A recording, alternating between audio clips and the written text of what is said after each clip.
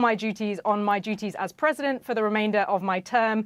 My very first decision as the party nominee in 2020 was to pick Kamala Harris as my vice president. He also goes on to say it's been the best decision I've made, and today he wants to offer his full support and endorsement for Kamala to be the nominee of the Democrats this year. He said it's time to come together and beat Trump, and in his words, let's do this. Now, it's interesting, there's kind of echoes there of, you might remember that famous clip when Joe Biden won the last presidential election. There was a clip of Kamala Harris that kind of went viral at the time where she said, "Joe, we did this." And clearly he's now sort of almost reflecting that back to her. He wants her to be the one who takes this baton on now to try and beat Donald Trump. And I think that was really the growing concern, as we've discussed already, about whether he was able to beat Donald Trump. The polls were certainly suggesting that he wasn't in a good position to. There was widespread concern across the Democratic Party about whether he would even be able to win the Senate, the House, with him as leader. So I think he has clearly decided to make that endorsement very swiftly. I think we're probably going to see now a series of sort of statements from him as this resignation sort of news develops. I think he'll be wanting to kind of make a series of statements, probably as well a public speech when he is feeling strong enough to do so. Of course, he has been recovering, as we've discussed, from COVID.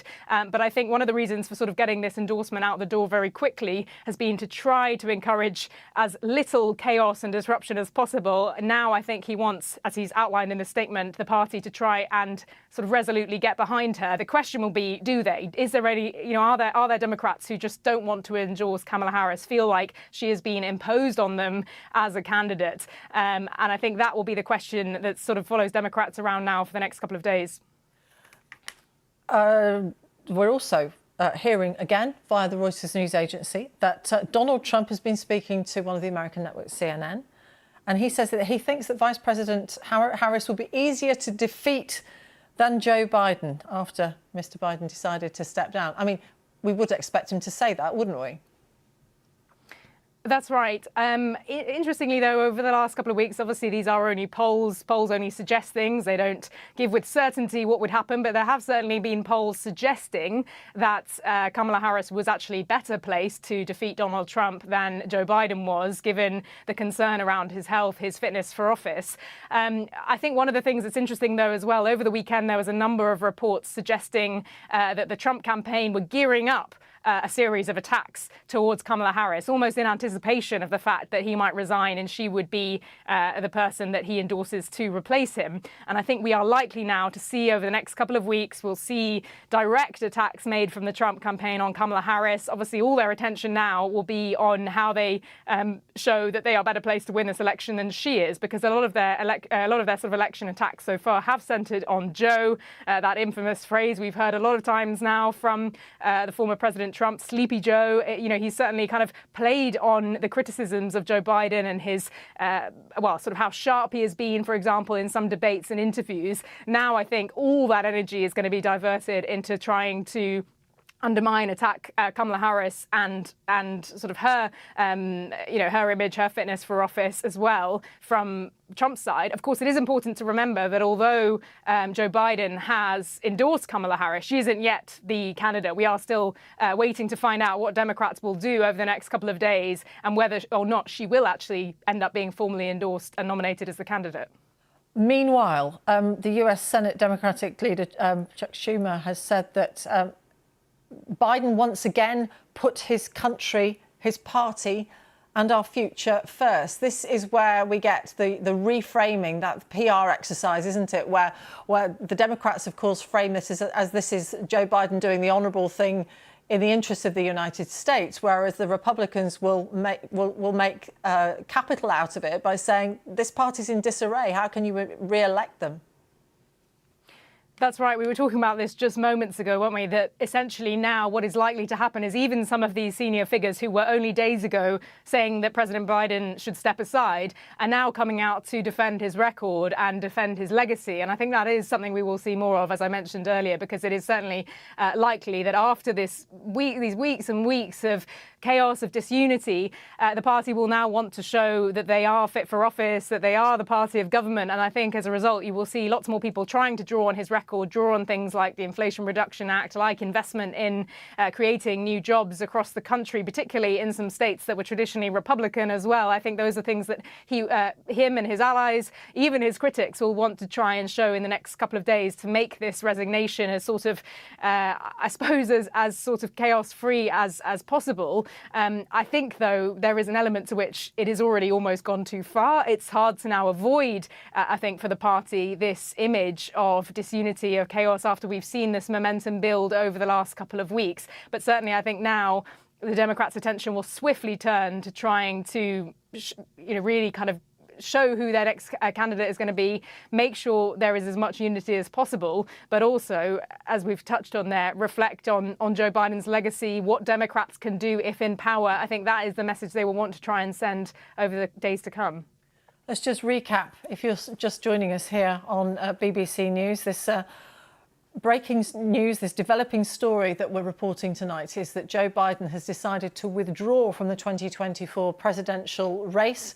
And as we were just reporting, as of last night, Saturday night, he had planned to stay in the race. And the Reuters news agency are saying that a source familiar with this matter has now revealed that on Sunday afternoon, senior staff were told that Joe Biden was in fact withdrawing. And the quote says, "Last night the message was proceed with everything full speed ahead, but around 1:45 this afternoon, the president told his senior team that he had changed his mind." So it'll be fascinating to learn who he discussed this with that brought about that change of heart overnight.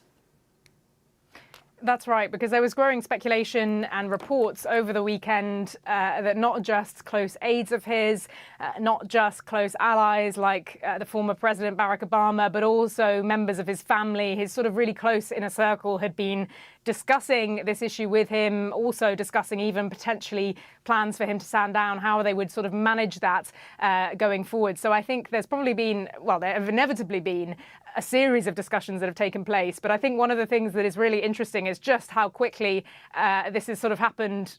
As you say, in the last 24 hours, there's been this sort of tone shift, because it was only, I think, about 24 hours ago that he himself was saying he was looking forward to getting back campaigning this week. His campaign was saying that. Now, of course, there is an element to which if somebody is about to resign, of course, until the moment they actually do, they are going to carry on as normal, act like things are normal. But I think the sort of defiance that he was going about those statements did it imply to some people that he was digging in for a bit longer. And so the fact that he has now dropped this in the middle of the afternoon on Sunday, when he's not at the White House, he's been isolating in his holiday home in Delaware, has certainly come as a surprise to a lot of people here. And I think that is kind of, as you say, it will be interesting to find out more about what it was in the last moment that changed his mind. From his statement, he stresses that this was about essentially trying to put the country and the party first and do what is in the best interests of the United States. And I think that's a message we'll hear again from him when he does address the public, address his party at some point. He has said that he will speak to the nation later this week, and he will talk in more detail about his decision. So I think we will get more information from him personally about what led him to take that decision in the 11th hour. For the moment, Ione, thank you very much. Ione Wells in Washington, D.C. Let's just recap on what we know. In the last half hour or so, it has been revealed that Joe Biden is no longer going to remain in the race for the presidential election in November this year. We have seen a letter posted on social media platform X, Twitter, to a lot of us.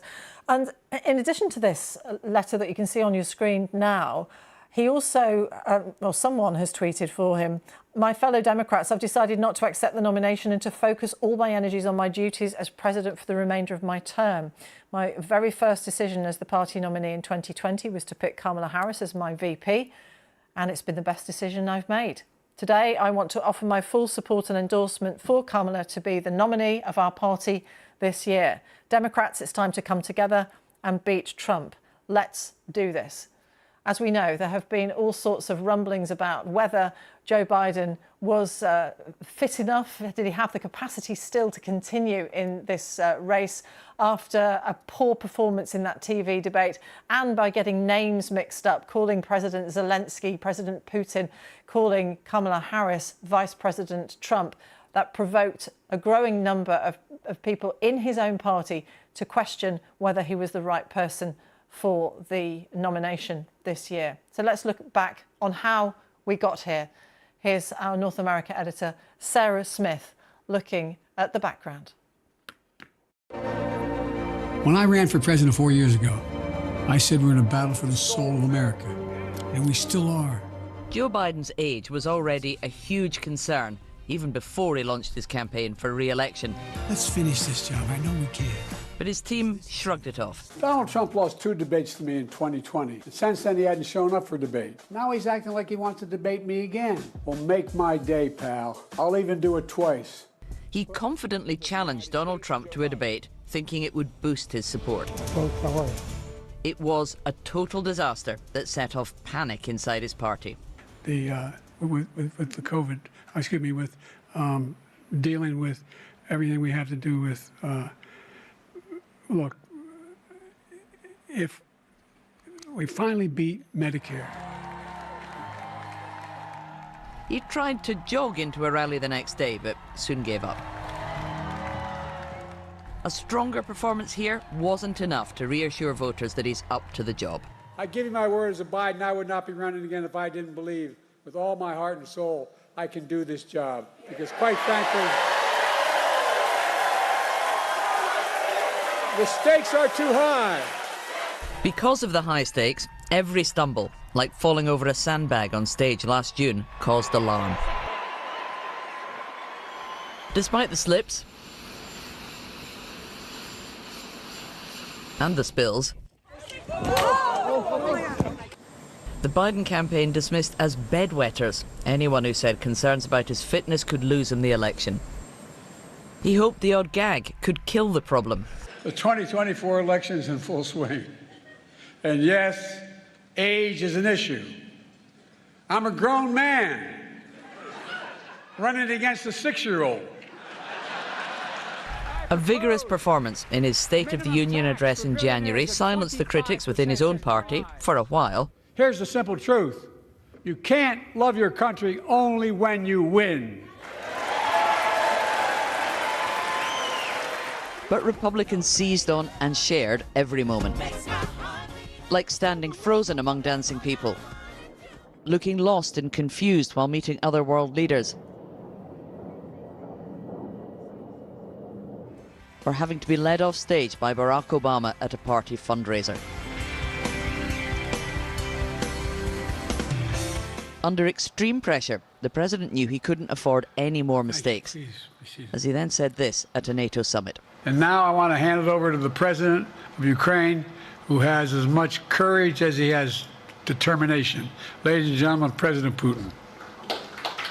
Take a look at what happened. When Donald Trump was almost killed by an assassin's bullet, there was a chance he would command so much attention people would forget about Joe Biden. But as Mr. Trump got up and defiantly carried on, there was a striking contrast with a COVID-struck Mr. Biden pausing his campaign and making his weary way home. The president's fate was sealed when he stepped onto this stage. It was him who'd called for an early debate to try to reset the race. Yet his performance forced him to exit the election. Sarah Smith, BBC News, Washington. Well, a reminder there of some of the things that have happened over the last few weeks that have led to Joe Biden rethinking overnight whether he was going to continue in the 2024 presidential race. Because as we've been reporting via the Reuters news agency, that as of last night, he was all for staying in the race. And yet at 1:45 this afternoon, according to someone familiar with this situation, he had second thoughts. He rethought it and told his senior staff that he was going to withdraw from the race. Well, this is how it was reported in that sort of contemporary way. We get used to seeing very large bits of news, breaking news, posted on social media. In this case, it was the X platform, Twitter. This, not just a tweet, but a long letter.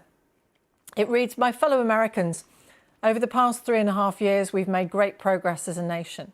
Today, America has the strongest economy in the world.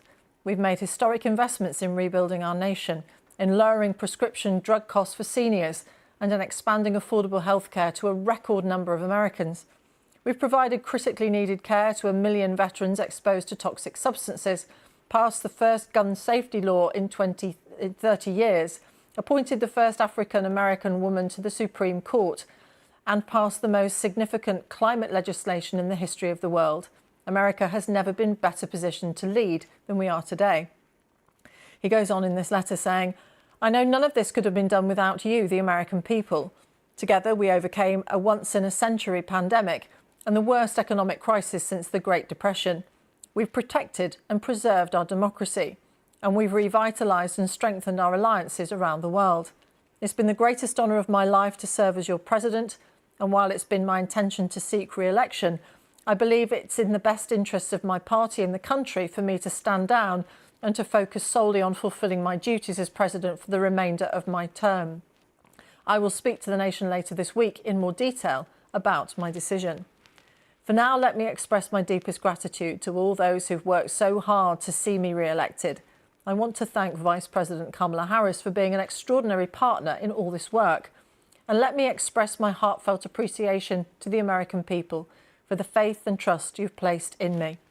I believe today what I always have, that there is nothing America can't do when we do it together. And we just have to remember we are the United States of America."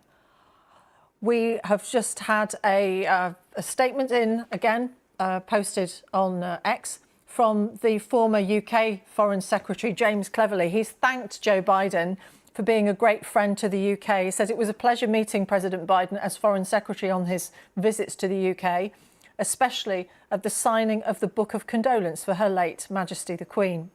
"Thank you for being a great friend to the UK as our two governments defended freedom and democracy around the world."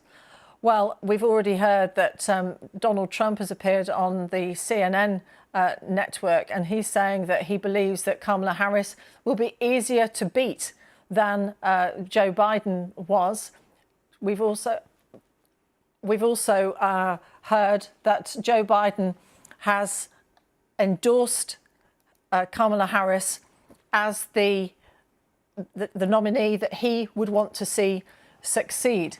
But again, looking at Twitter, here's what Donald Trump has posted on his feed. "Crooked Joe Biden wasn't fit to run for president, and he's certainly not fit to serve and never was. He only attained the position of president by lies, fake news, and not leaving his basement.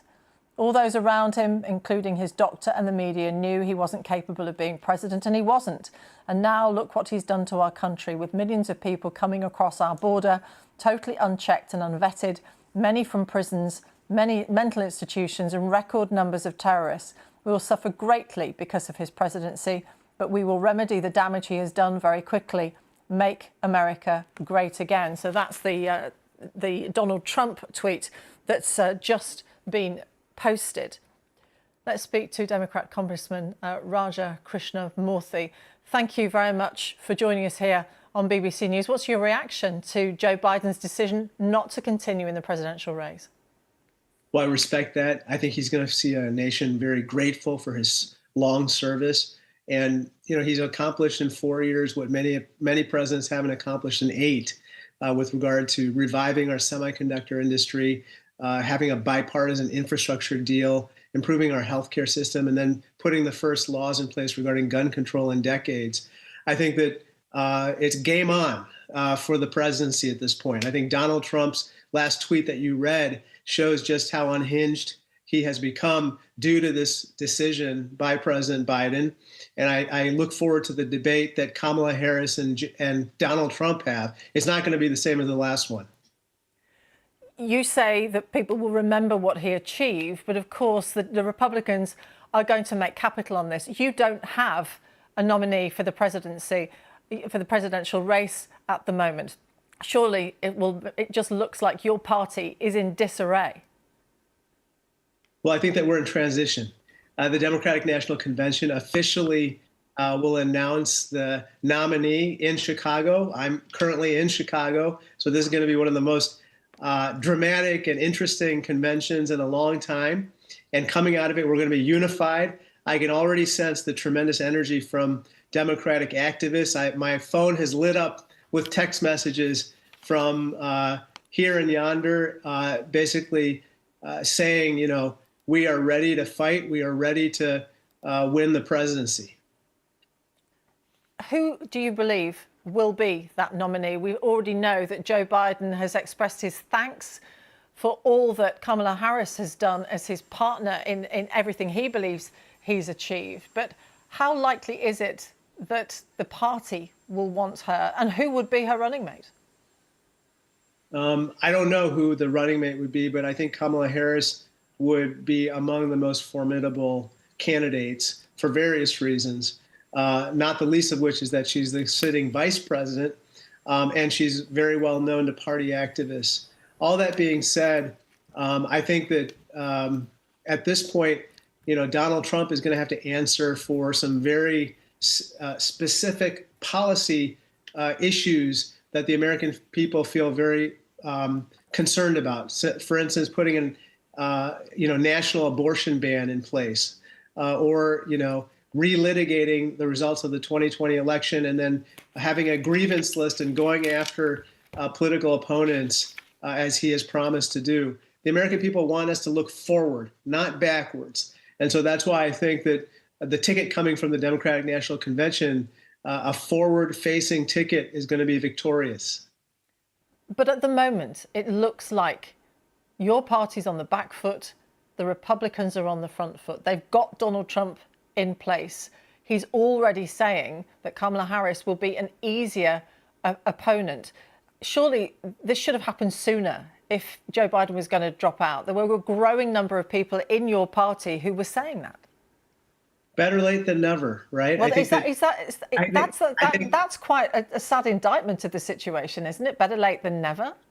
I think that Joe Biden deserved the time and the room, the respect and the privacy to make this decision, and he ultimately has made his decision. And I think that at this point, we are set up to select a ticket that is going to be victorious. Remember, Donald Trump has run against Joe Biden singularly for the last 4 years, essentially. And I think that he has not had to answer for the specific policy positions that he has espoused. And now he's going to be forced to do so. And that's going to be problematic for him. And I think that this is going to redound to the benefit of Democrats. Surely the lawyers are going to have a field day with this, that Joe Biden in the primaries took more than 14 million votes. How can you just set that aside and replace him with someone else who didn't win those votes? Well, I think it's Joe Biden himself who has made this decision. He has relinquished basically his delegates to choose as they wish, and that is allowed. And so now they will get to decide who they want as their nominee. It's a little bit of an unprecedented situation. That being said, I can't tell you how grateful people are for Joe Biden and all of his service, his decision today to kind of open up the process. And the energy and enthusiasm is sky high in this moment. Just hearing that the Speaker of the House, Mike Johnson, Republican, of course, from Louisiana, is saying Biden must resign as president immediately. Obviously, I've got no more information than that. But how likely is it that the Republicans will get their way and see him out of office sooner than November? Impossible. That's not going to happen. I don't think it's going to happen. I think that this is just politics. I think at this point, Joe Biden is going to serve out the remainder of his term. His administration is ably overseeing affairs right now. All that being said, separately, there's going to be a nominating contest, and we're going to have our convention here in Chicago in 4 weeks, and it'll be must-watch television. Tell us what you know about what happened overnight. On Saturday, Joe Biden and his supporters were all saying, no, he's going to continue.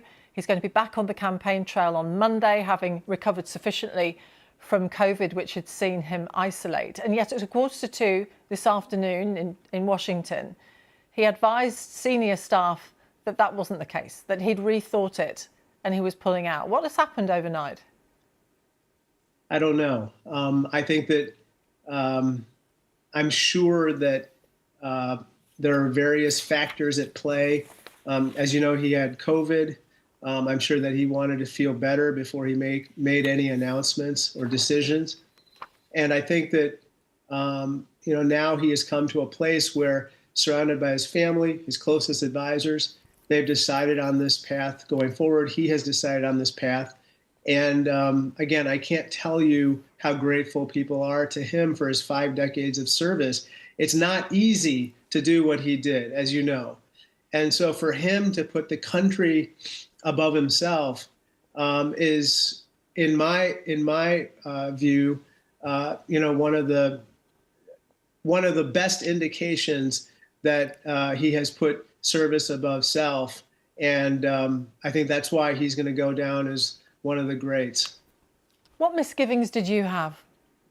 It's okay, surely it's okay for you to be frank about this now that he's decided to go. What misgivings did you have when you saw that poor performance in the TV debate against Donald Trump?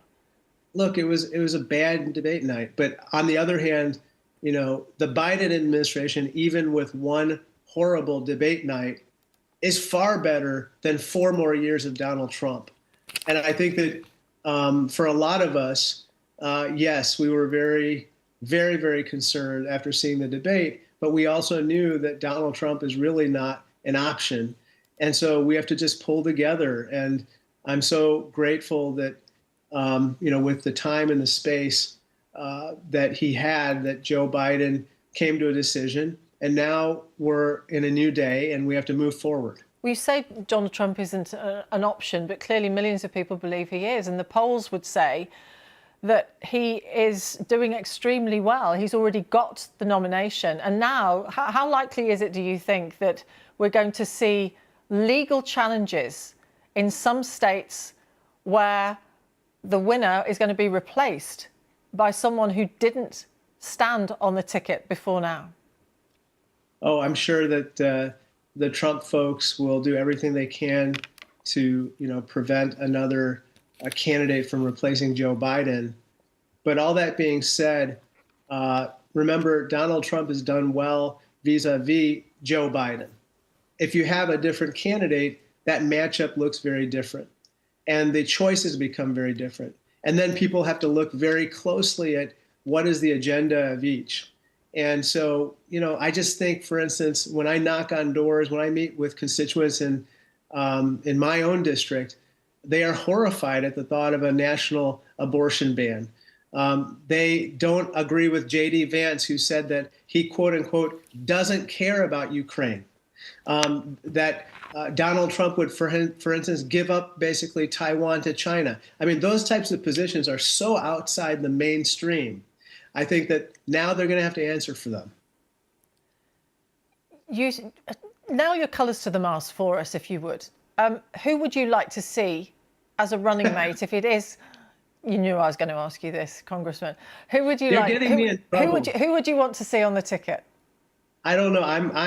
You don't know. Of course, you must know. There must have been all sorts of manoeuvrings that you were privy to. All I know is that we have a deep bench of very highly qualified candidates. I've gotten texts just in the last 1 hour saying, please ask this person to announce, please ask that other person to announce, who's going to be the vice presidential candidate, enter the Veep stakes. I mean, tell this person to do X, Y, or Z. And so I think there's just a lot of excitement this moment. And quite frankly, I think this is a democratic process. It's a little messy, but it's the best process we've got. And I can't wait to see what emerges. Tell us a little bit more about what you believe that process is going to be then, because in some respects, as you say, it's messy, but it's also not what we're used to seeing. We're not used to seeing a sitting president who still has the right, the constitutional right to pursue a second term in office, at this point deciding to throw the towel in and say, no, it's not for me, I need to hand it over to someone else. So what is that process? It's a good question. And we are all kind of building this plane as we're flying it. Isn't that going to be a, sorry to interrupt you, but I'm interested in the analogy in a moment, but surely that's going to be of concern to voters, that you don't really know what that process is, and we're only a few weeks out from your convention. I think that if I have to be super honest with you and your viewers. Please do. I think that the relief about knowing what the way forward is as of this moment, the fact that we are possibly going to have an open convention or possibly going to have a situation where delegates will be able to choose, I think really gets people fired up in a way that they were not just 2 hours ago. And so I think people are willing to deal with a little bit of uncertainty, try to figure out what the process is going forward. We're going to figure it out. It's going to be fair. But the question is, as I see it, is, who is going to be best positioned to present the stark choices between the Democratic Party platform, so to speak, and the Republican one and Donald Trump. And I think that's what delegates are really going to be asking of the candidates, or of themselves and the candidates. And that's an exciting question right now, because I think that folks know that this is winnable, that this campaign is winnable, and they want to see us put our best foot forward right now. It's quite obvious that a lot of people are trying to get a hold of you, Congressman. Thank you very much indeed. We'll let you get on with your correspondence. So Raja Krishnamurthy, thank you very much for talking to us here on BBC News. If you've just joined us, the story that's unfolding is reaction to Joe Biden's decision not to continue in the presidential race for 2024. Let's speak again to our correspondent in Washington, D.C., Ione Wells. Ione, let's backtrack a bit for people who've only just joined us and remind us of what we know and how it was reported.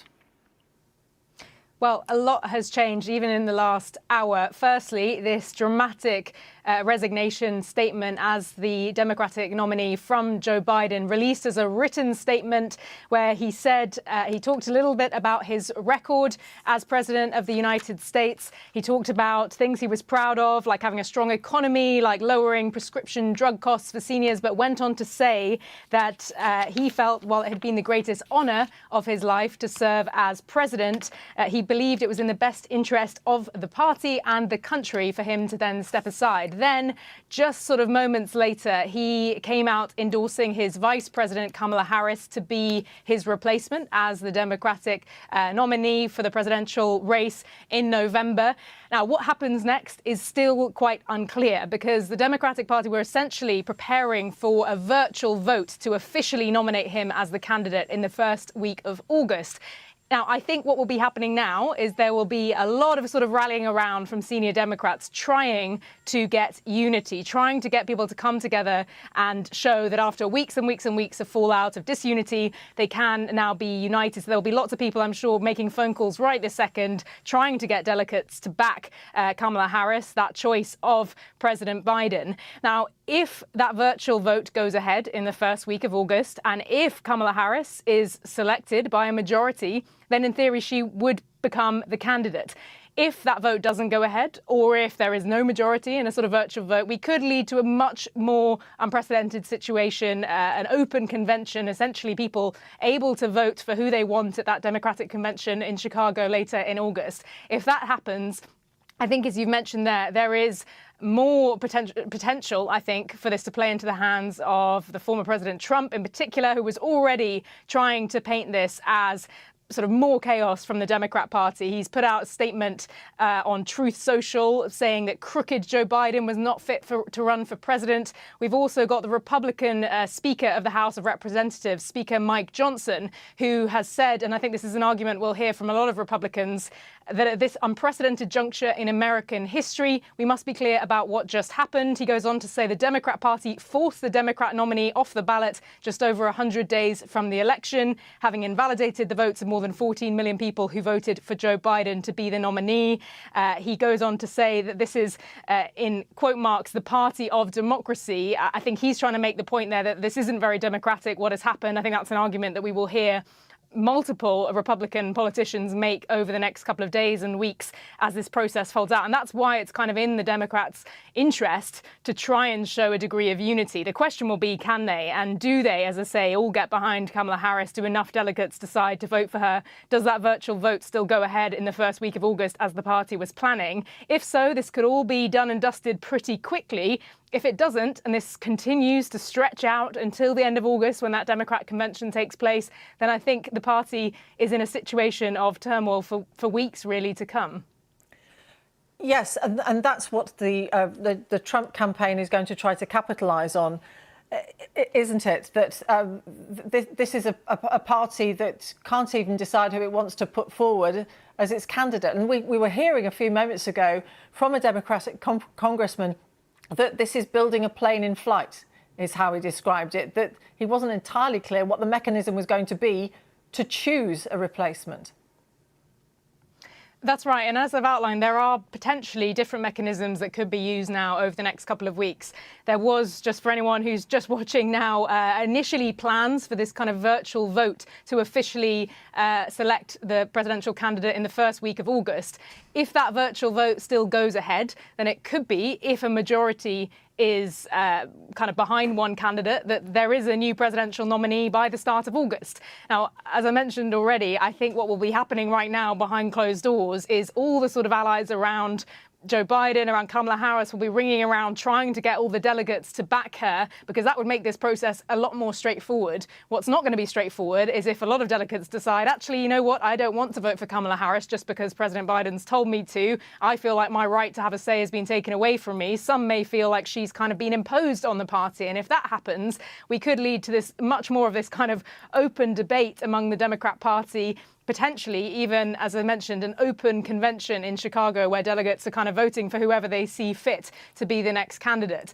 I think one of their big challenges, and I've been saying this a lot, but I'll keep saying it again, is that parties that are not united often struggle to win electoral support. And I think that is one of the things that will be a big concern at the moment among senior Democrats, among the president's inner circle as well, because if this disunity continues for weeks and weeks and weeks, not only does it play into the Republican Party's hands, being able to paint this as a party that can't even decide who their presidential candidate's going to be, but it also gives out an image to the public of disunity, of chaos, of a party that can't really make its mind up. And I think that is a challenge as well, because one of the things that's interesting in the US system, statistically, there are more Democrats, registered Democrats, than there are Republicans in this country. And yet one of the challenges was always, particularly with these concerns about President Biden's health, his fitness for office, is could the Democrats really inspire Democratic voters to go out and vote for them? Could they inspire them to actually turn up at the ballot box and turn out? And that is something which, as I say, when parties are disunited, when there isn't really consensus around a leader, when there is a perception of infighting, I think that is something that does knock political parties, not just here in the US, it's something that affects parties around the world when this kind of thing happens. So I think that is something which will be front and center of Democratic politicians' minds now. Ione, thank you so much for the moment. We'll no doubt speak to you quite a bit more in the next few hours. But for the moment, thank you very much, Ione Wells, our correspondent in Washington, D.C. Mary Ann Marsh is a Democratic strategist. She joins us now. What's your reaction to Joe Biden's decision, Mary Ann? Not a surprise. Frankly, you could see it was leading to this. And as I've said on previous programs on the BBC, one of the things to look for was tomorrow, Monday, when all 213 Democrats in the House and 51 senators were going to be in Washington, D.C. So I think that the decision today assured that there wouldn't be any more defections because it could have become a tsunami if necessary. Credit to Joe Biden as the one person who could not only defeat Donald Trump in 2020, but navigate the United States and the world out of COVID, saving millions of lives when 1 million people died under Donald Trump, and put the economy back together. We have the best economy in the world. We are holding up the world's economy, and give him credit for all that. not only did he graciously and gracefully step aside today, he also endorsed Kamala Harris. And that will send a big message to all Democrats. And it will also, when you look at it, the people who will support Kamala Harris now, first and foremost, Black voters and women. That is the base of the Democratic Party. The Democratic Party is unified in defeating Donald Trump. And the two main forces who were always going to do that were Black voters and women, and especially in abortion rights. They are all going to support Kamala Harris. In terms of the virtual nomination, that may not be necessary because Ohio changed their rules again. That was simply to get Joe Biden or whomever the nominee is on the ballot in Ohio, a state Democrats will not win. But I think what you'll see is Kamala Harris emerging as the person everybody expects to be the nominee. There may be an open vote at the convention where delegates are free to vote for her. If someone else challenges her, they can vote for them as well. But I think what you're going to see is a very quick coalescing around Kamala Harris going into the convention in a few weeks in Chicago. And that will only make her stronger in going through that because the delegates are pledged to Marianne, sorry, but why was it left so late when so many donors were starting to worry, so many members of the party were starting to worry? Why leave it so late and put the party on the back foot? I think we're on the front foot now. I mean, look, we don't have a candidate. You know, we've already seen Donald Trump's former rivals backing him, and he's got the official nomination for the Republicans. They're way ahead of you. Yeah, but he had to pick a new vice president because his old vice president wouldn't support him. So Joe Biden supports Kamala Harris. Kamala Harris supported Joe Biden. I think we're going to get on a front foot very quickly and off to the races. It would have been nice had it been less time, but Joe Biden deserved the time he took to make this very important decision. It's the first decision in 56 years like this that has ever happened. So I think that the delegates at the convention, this is very important. They were all sent there by voters in their states and congressional districts to support the Biden-Harris ticket. It is going to be hard to imagine that many, if any, delegates are going to depart from the Harris part of the Biden-Harris ticket. Mary Ann Marsh, a Democratic strategist, we really appreciate you talking to us here on BBC News as we report on this breaking story as Joe Biden decides to step down as the Democrat candidate.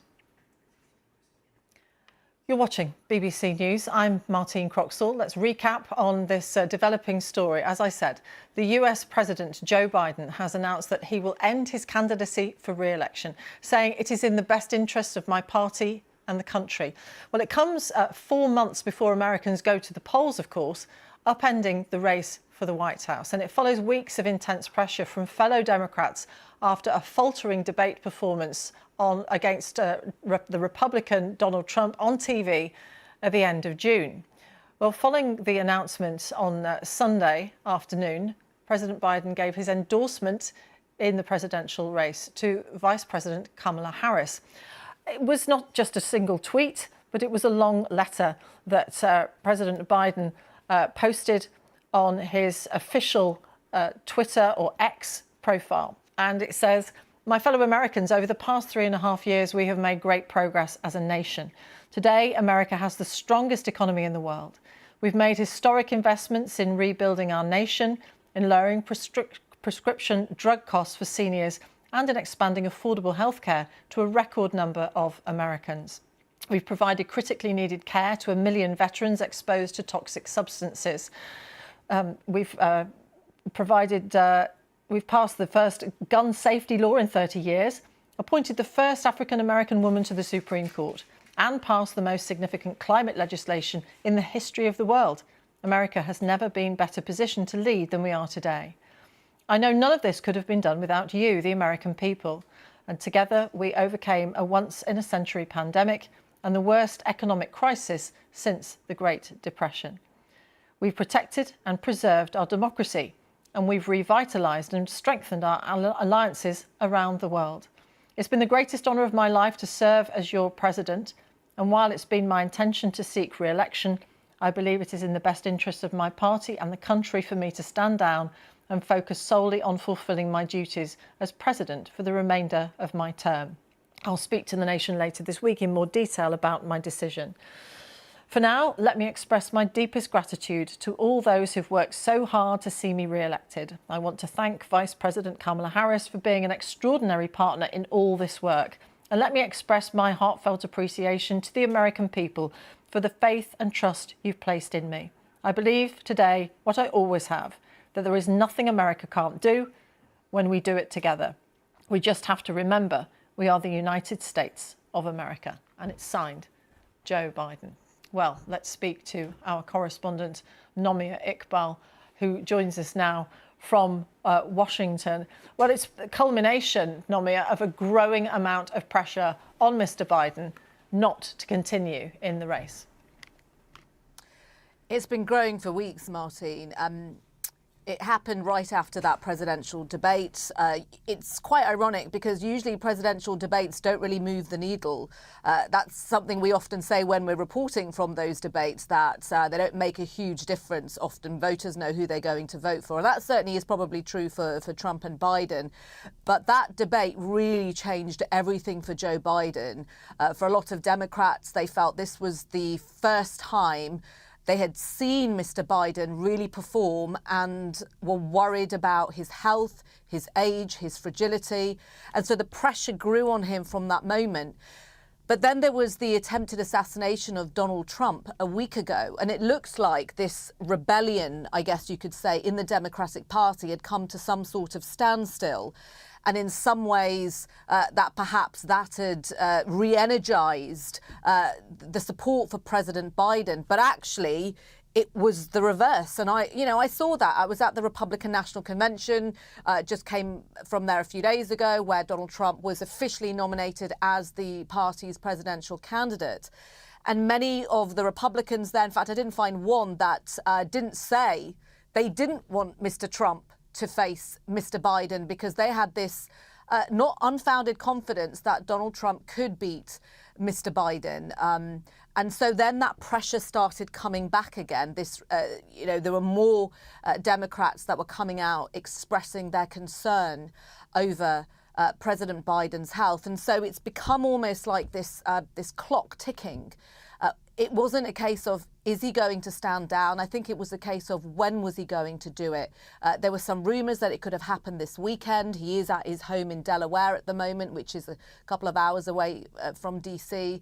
Would he announce it maybe in a week's time? When would he do it? Although we knew that if it was going to happen, it would be at some point before the Democratic Party's national convention, which is due to take place in August, and that's when the nominee is officially confirmed. But today, Joe Biden has put all that speculation, and there are some people who are very angry that Joe Biden is stepping down. I think it's worth pointing out a lot of Democrat voters who still believe in him, they will view this as some sort of bullying by the media.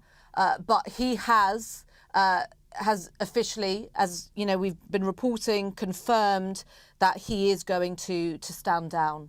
It's a seismic, historic moment in America. We've also already had the Speaker of the House, Mike Johnson, say that if he's not fit to run for president, he's not fit to remain as president. They're calling for him to resign straight away.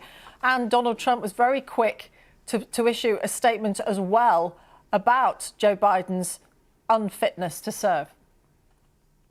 Well, it's funny because earlier, I think it was only yesterday, Mike Johnson said that it would be illegal, suggested it would somehow be illegal for President Biden to stand down, because there are many people in the primaries who already cast their ballots for Joe Biden. So now there's an issue of, what happens there legally. So and Donald Trump had basically, wanted Joe Biden to continue running. And I think the view in the Republican Party, just certainly judging from from what I had observed at the convention, is that they wanted him to stay in the race because they believed he was beatable. And that's based on all the polls that we have seen coming out since the debate, where Donald Trump has been leading by quite some percentage in battleground states. In fact, there was a poll out today from Michigan, a key battleground state that Joe Biden would need to win in November, which suggests that Donald Trump is ahead by 7 points. So yes, they had a different view on it yesterday, but now they have come out to criticize him. And just I've got the Donald Trump's response here on his Truth Social website, in which he says crooked Joe Biden was not fit to run for president, certainly not fit to serve. We will suffer greatly because of his presidency, but we will remedy the damage he has done very quickly. It'll be very interesting to know how the Republican Party is generally feeling, because with Biden, they felt, OK, he's a known quantity, he's beatable. But now, Kamala Harris, I think, Donald Trump's already getting his attacks ready on her. He's already been trying them out at his rallies. They're already planning their ads. But whoever steps in the end to take over from Joe Biden will be a wild card for the Republican Party. And so as the weeks go on, as we continue to cover this story, we'll probably get more of a sense of how the party's feeling about it. Nomia, for the moment, thank you very much. Nomia Iqbal in Washington. We'll be speaking more to our correspondents, of course, throughout the coming hours as this story unfolds. Nomia talked just a moment ago about a statement that Donald Trump had put out, and this is what you can see on your screen now. He's saying crooked Joe Biden was not fit to run for president and is certainly not fit to serve and never was. He only attained the position of president by lies, fake news, and not leaving his basement.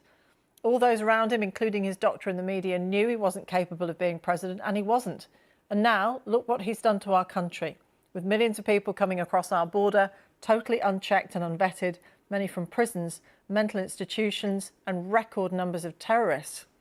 We will suffer greatly because of his presidency, but we will remedy the damage he has done very quickly. Make America great again.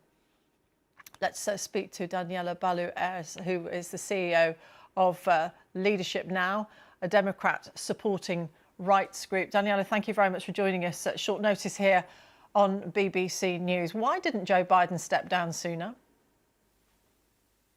Well, look, I think as an organization, we're a pro-democracy organization of business and thought leaders committed to protecting American democracy. And our greatest concern going into this was the risk that the former President Trump could become the president again and pose very serious risks to American democracy. So we really are just so thankful for President Biden making this decision, this historic decision to pass the torch to the next generation of leaders and really do his part to shore up American democracy. We think it's an act of selfless leadership that we'd like to see from all of our leaders. I think I don't really have a comment on the timing other than to say is that the time is now for this country to come around a new leader, whoever the Democrats select, and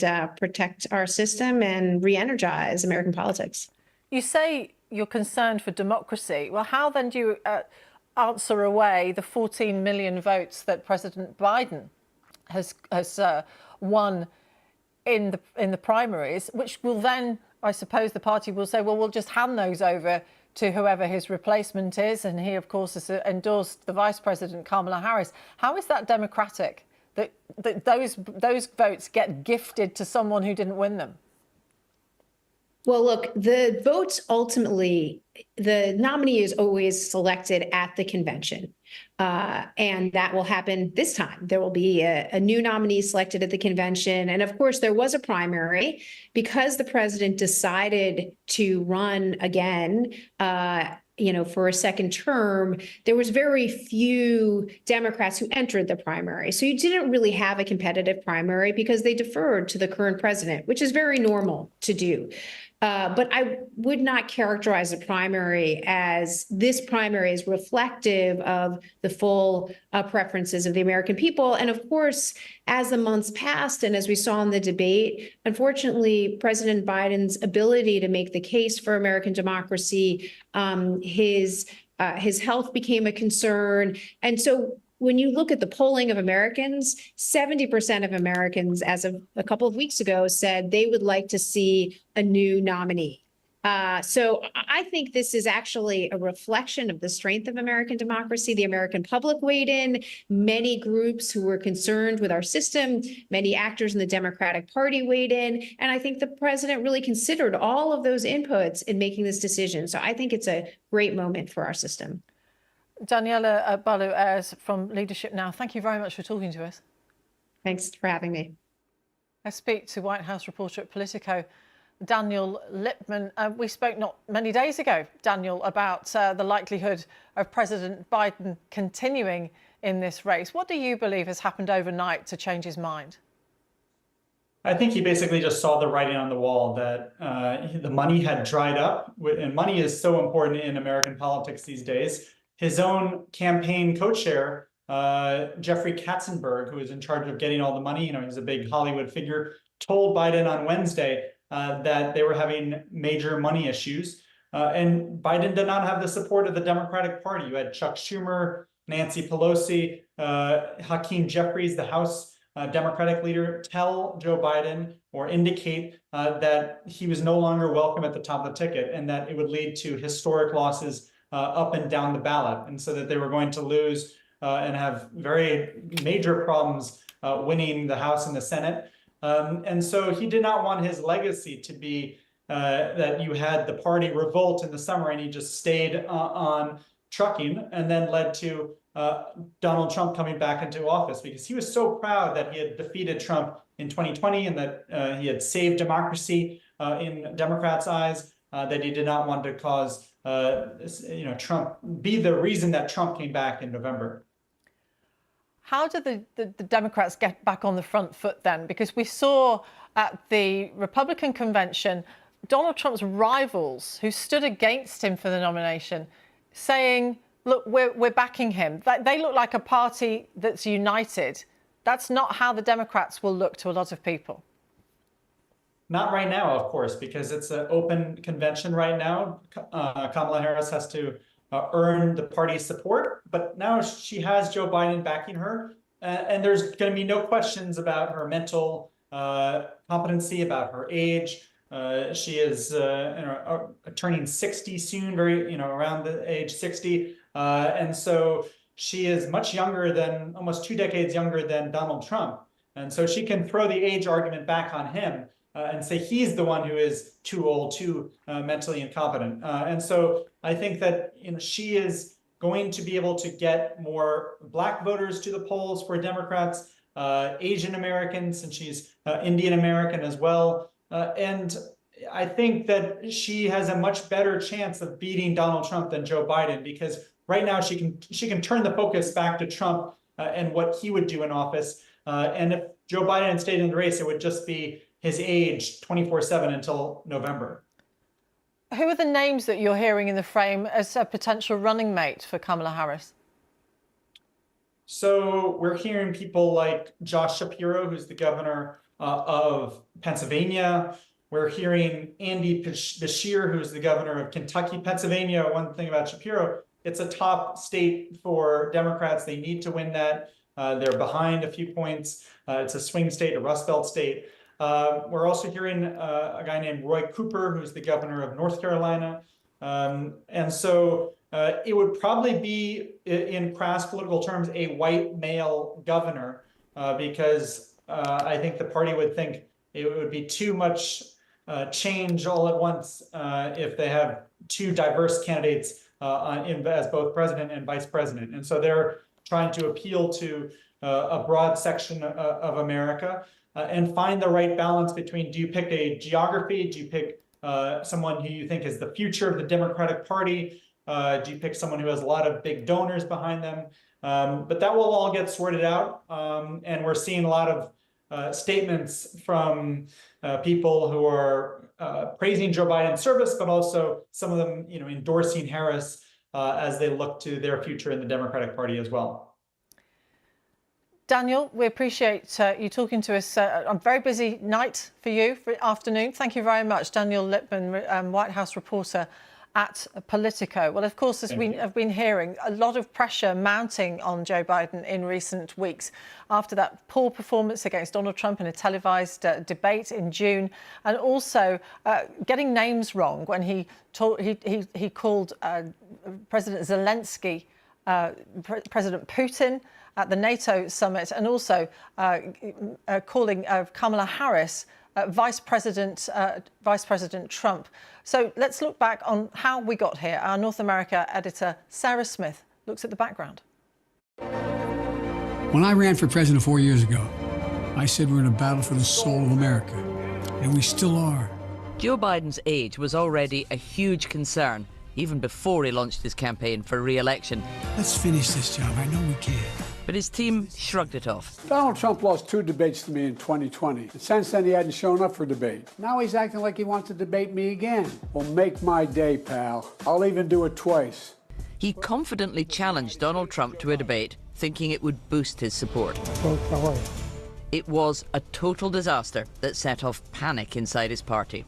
With the COVID, with dealing with everything we have to do with, look, if we finally beat Medicare. He tried to jog into a rally the next day, but soon gave up. A stronger performance here wasn't enough to reassure voters that he's up to the job. I give you my word as a Biden, I would not be running again if I didn't believe with all my heart and soul I can do this job. Because quite frankly, the stakes are too high. Because of the high stakes, every stumble, like falling over a sandbag on stage last June, caused alarm. Despite the slips and the spills, the Biden campaign dismissed as bedwetters anyone who said concerns about his fitness could lose him the election. He hoped the odd gag could kill the problem. The 2024 election is in full swing. And yes, age is an issue. I'm a grown man running against a 6-year-old. A vigorous performance in his State of the Union address in January silenced the critics within his own party for a while. Here's the simple truth.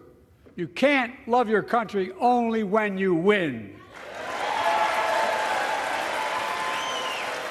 But Republicans seized on and shared every moment.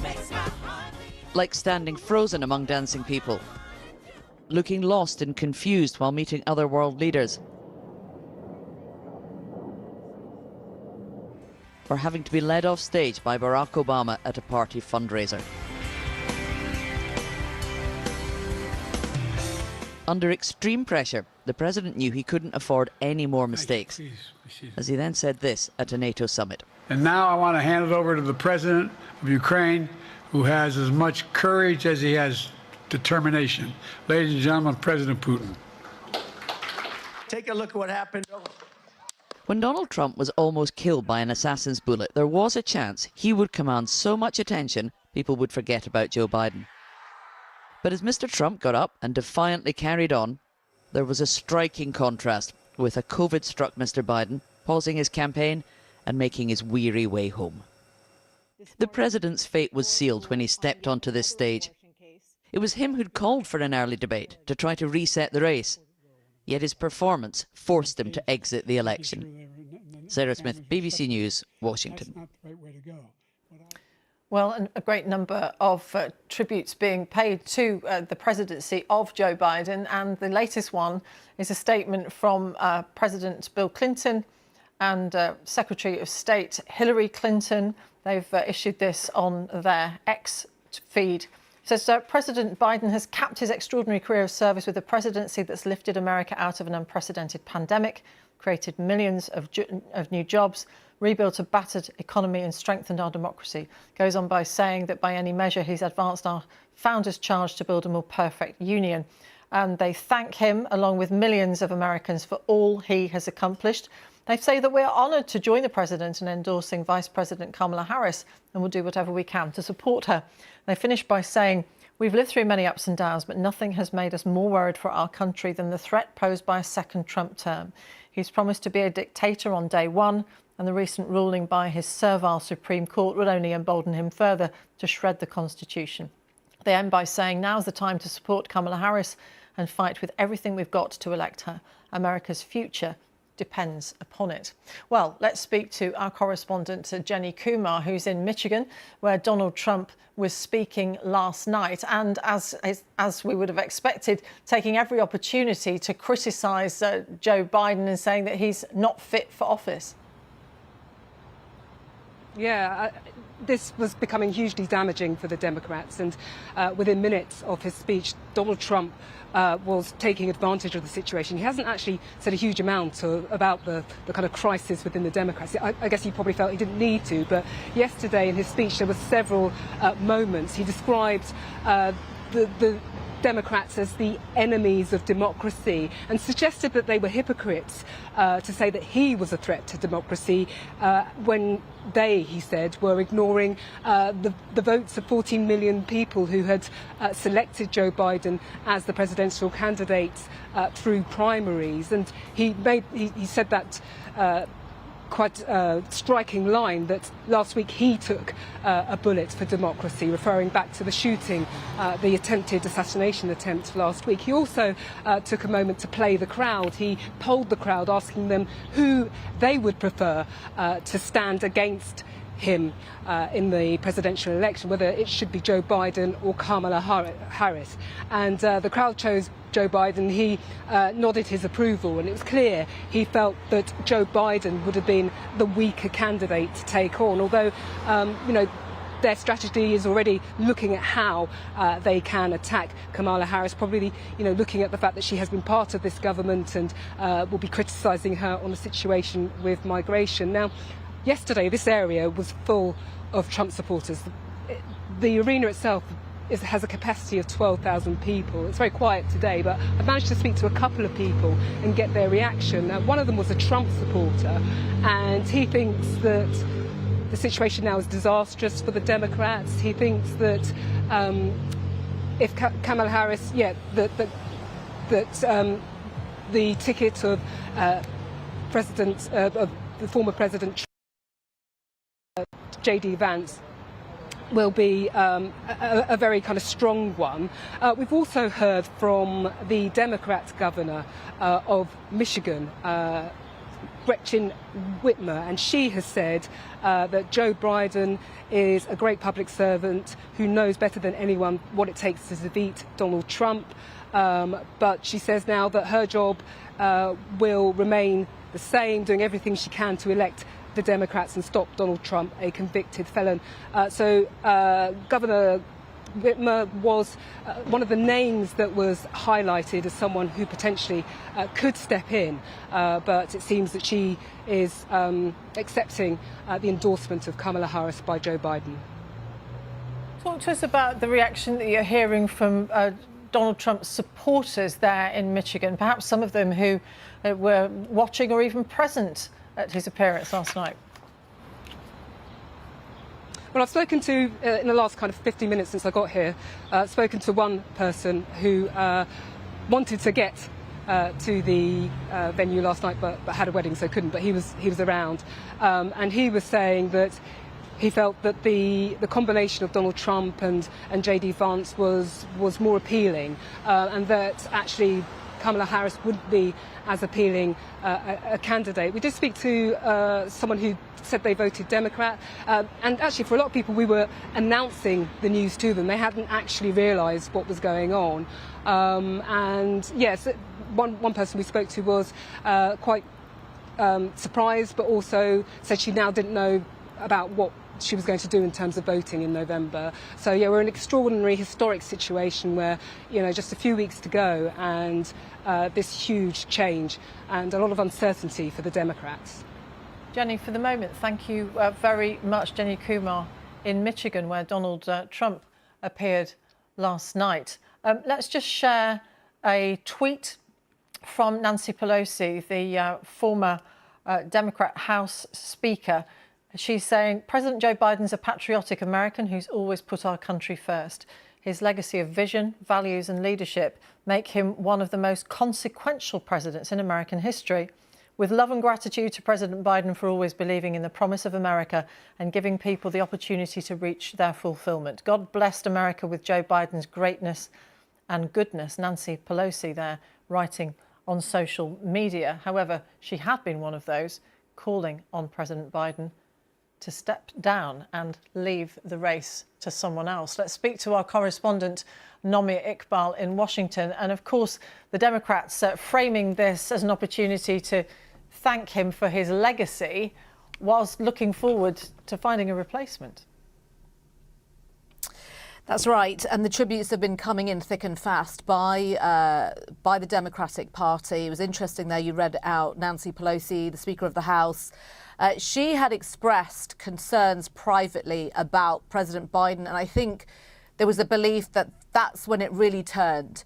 Nancy Pelosi is one of the most influential members of the Democratic Party. She's also very, very close to President Biden. And while she wasn't calling for him to stand down, she wasn't endorsing him either. And there was a sense that once Pelosi has spoken, that's when things change. I mean, Joe Biden said in that interview, if you remember, after the debate, that the only thing that would get him to stand down is if the Lord Almighty told him to. And there were, lots of comments in DC amongst journalists saying, well, Nancy Pelosi is probably as close as you can get to the Lord Almighty. And so there'll be lots of questions asked about just how much pressure Pelosi put on President Biden, or how that conversation went. I just want to read to you as well, Martine, the statement by Mitch McConnell. He's the US Senate Republican leader. And he has gone on to say, he starts his statement by talking about Americans facing historic inflation at home, chaos at the border, weak leadership on the world stage, criticising Joe Biden. But he goes on to say, unfortunately, the Democratic Party has been busy in recent weeks trying to upend the expressed will of the American people in primary elections across the country.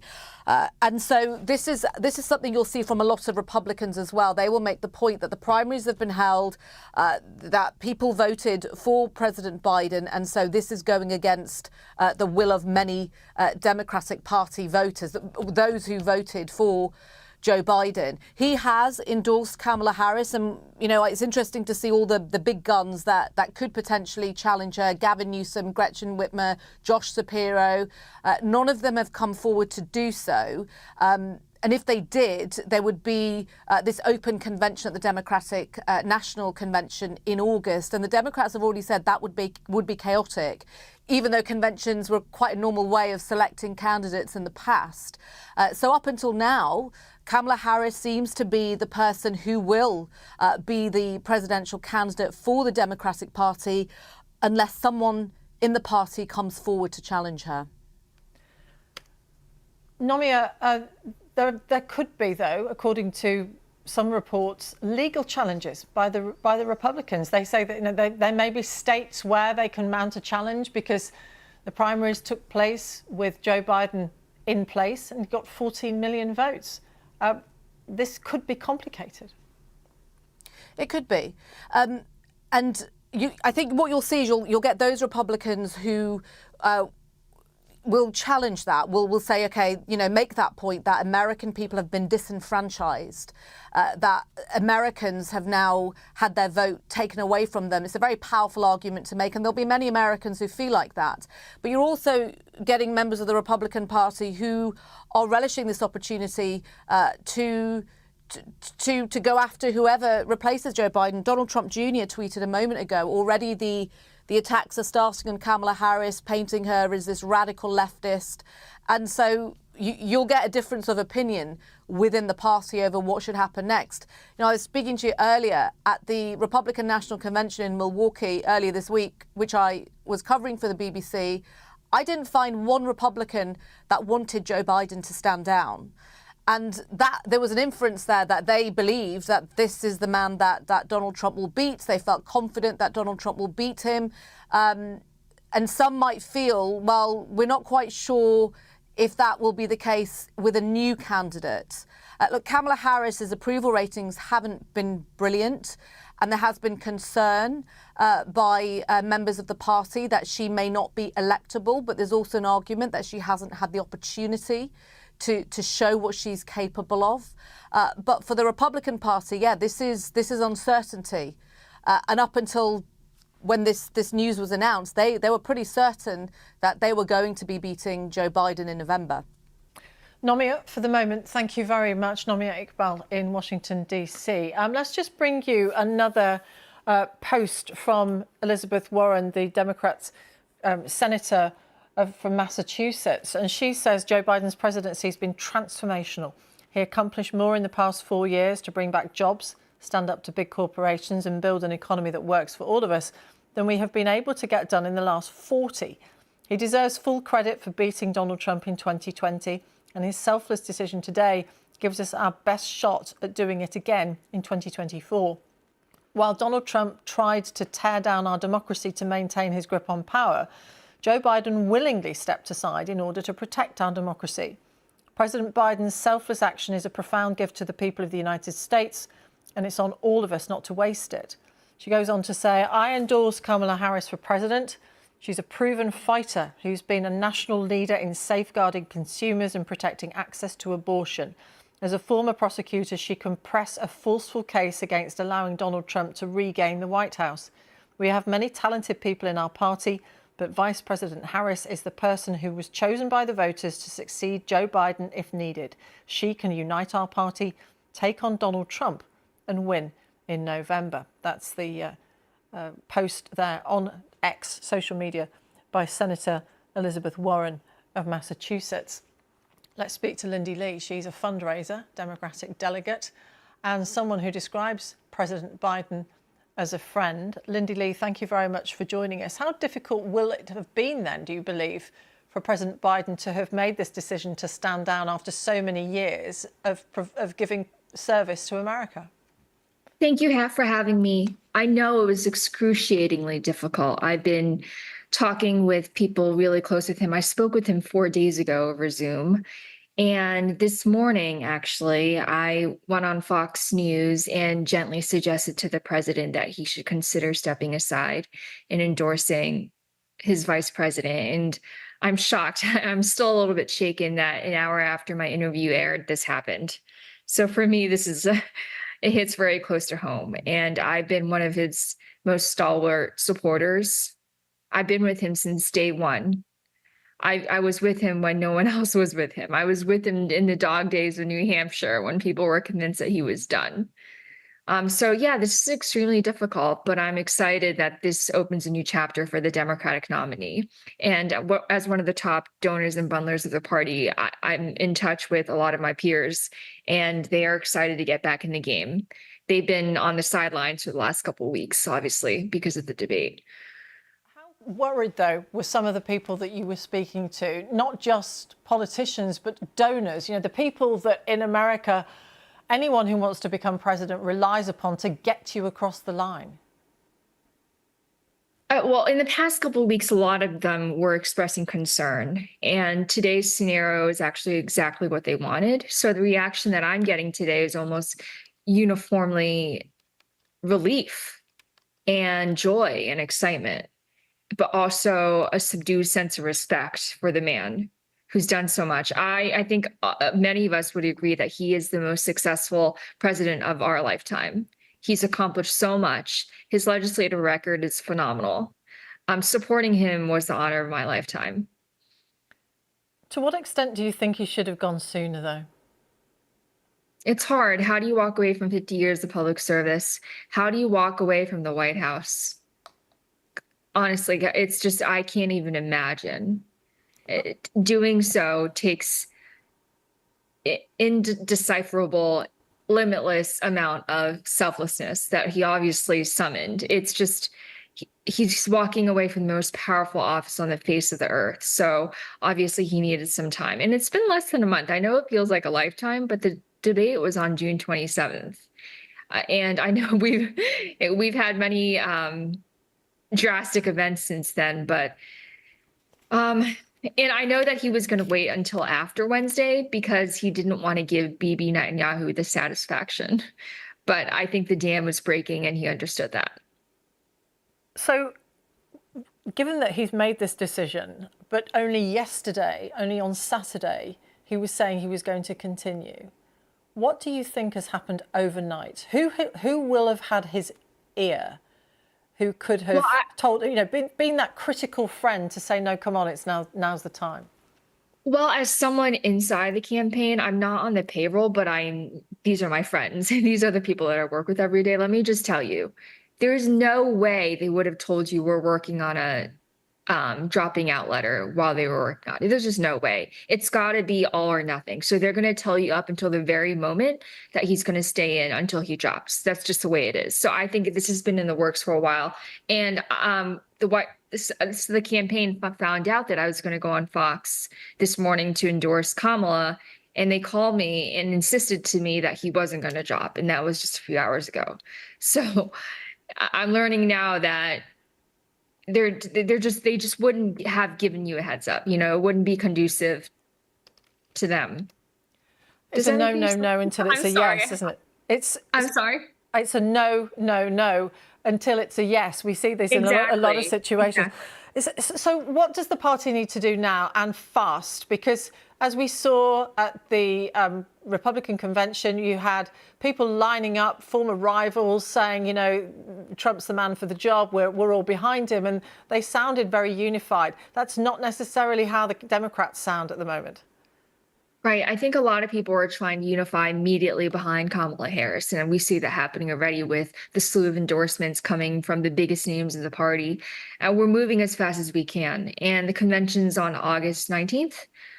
Through the 22nd. So I think this might inject a much needed sense of livelihood into the contest that we needed. And this is Trump's worst nightmare. He did not want this.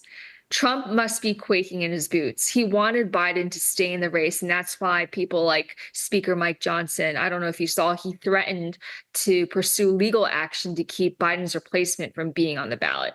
They wanted to run against Biden, which should have been another indication to those who are reluctant that unfortunately President Biden is no longer the strongest candidate.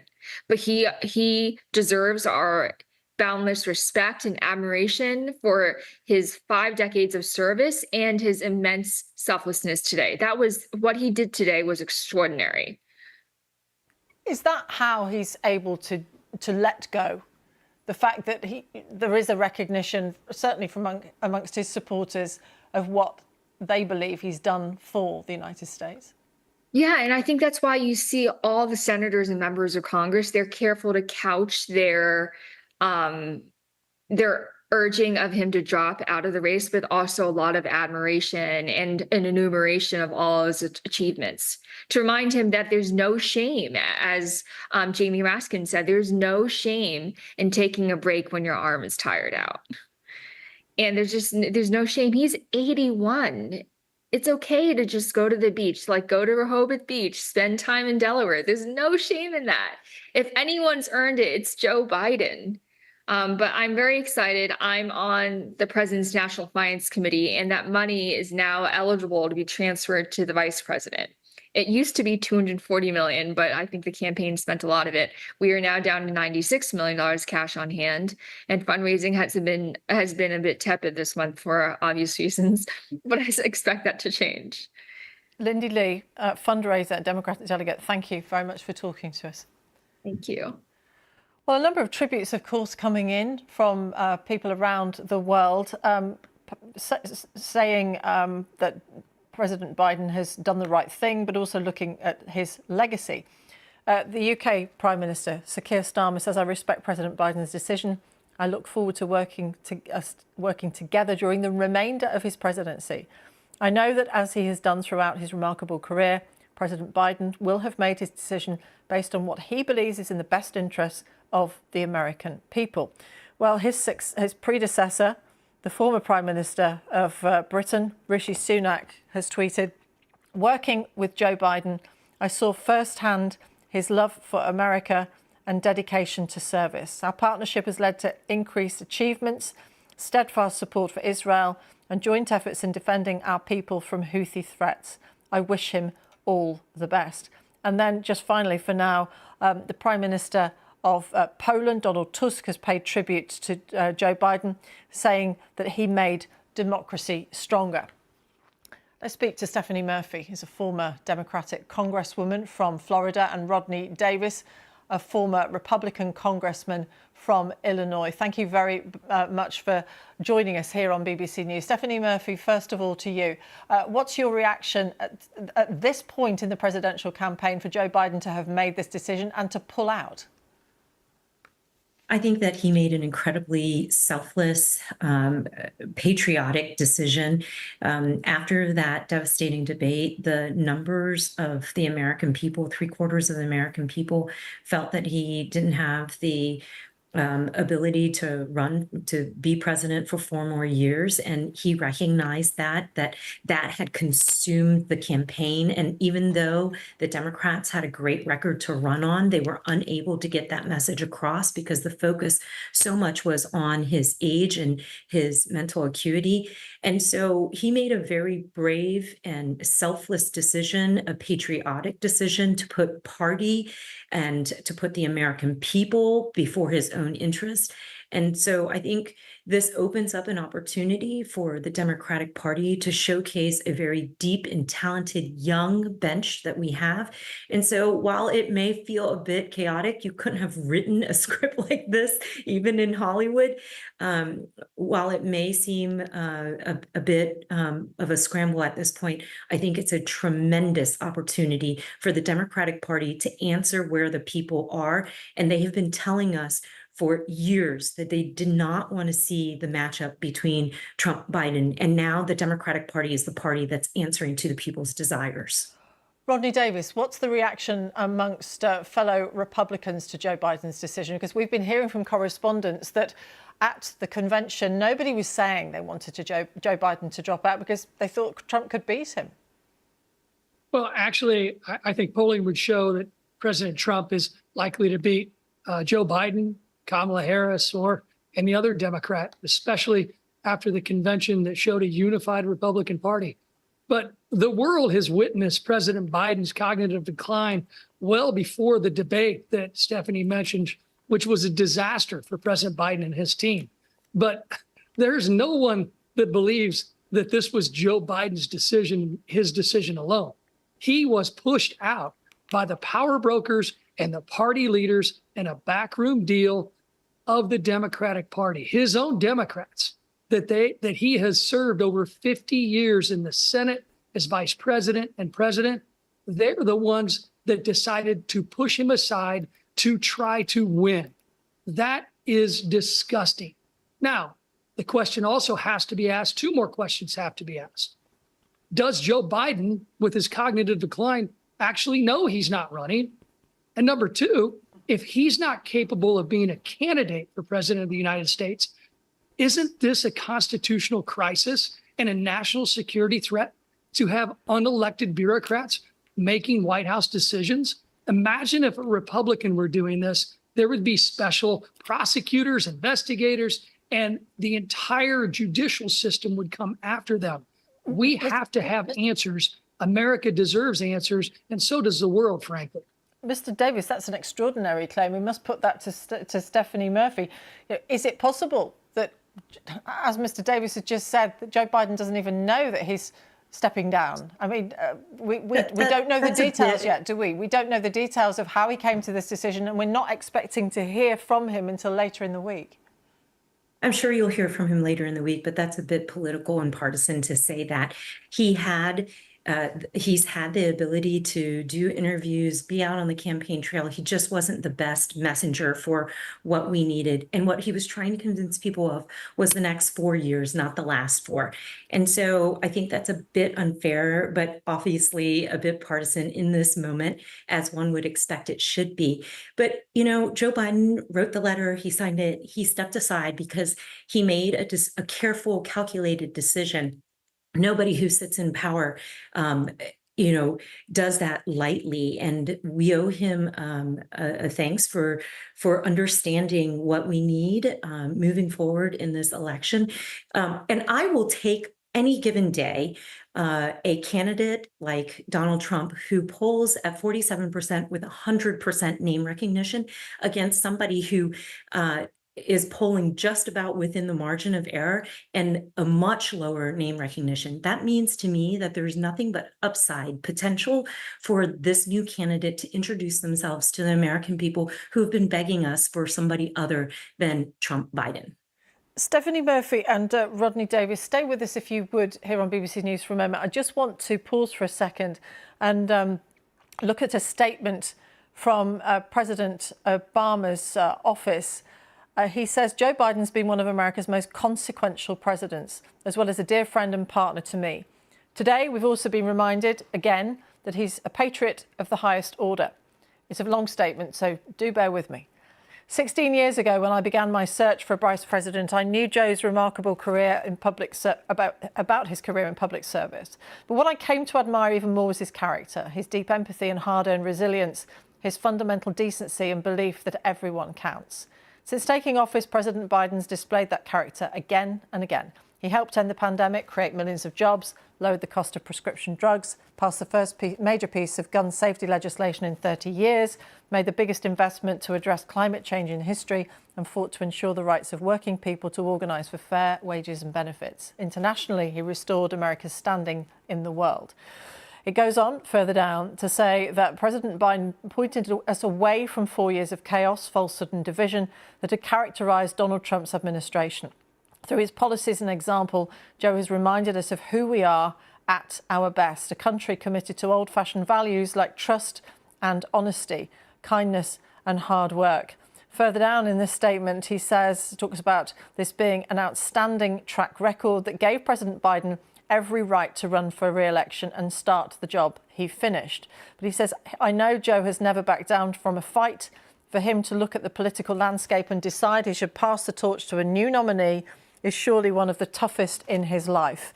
But he wouldn't make this decision unless he believed it was right for America.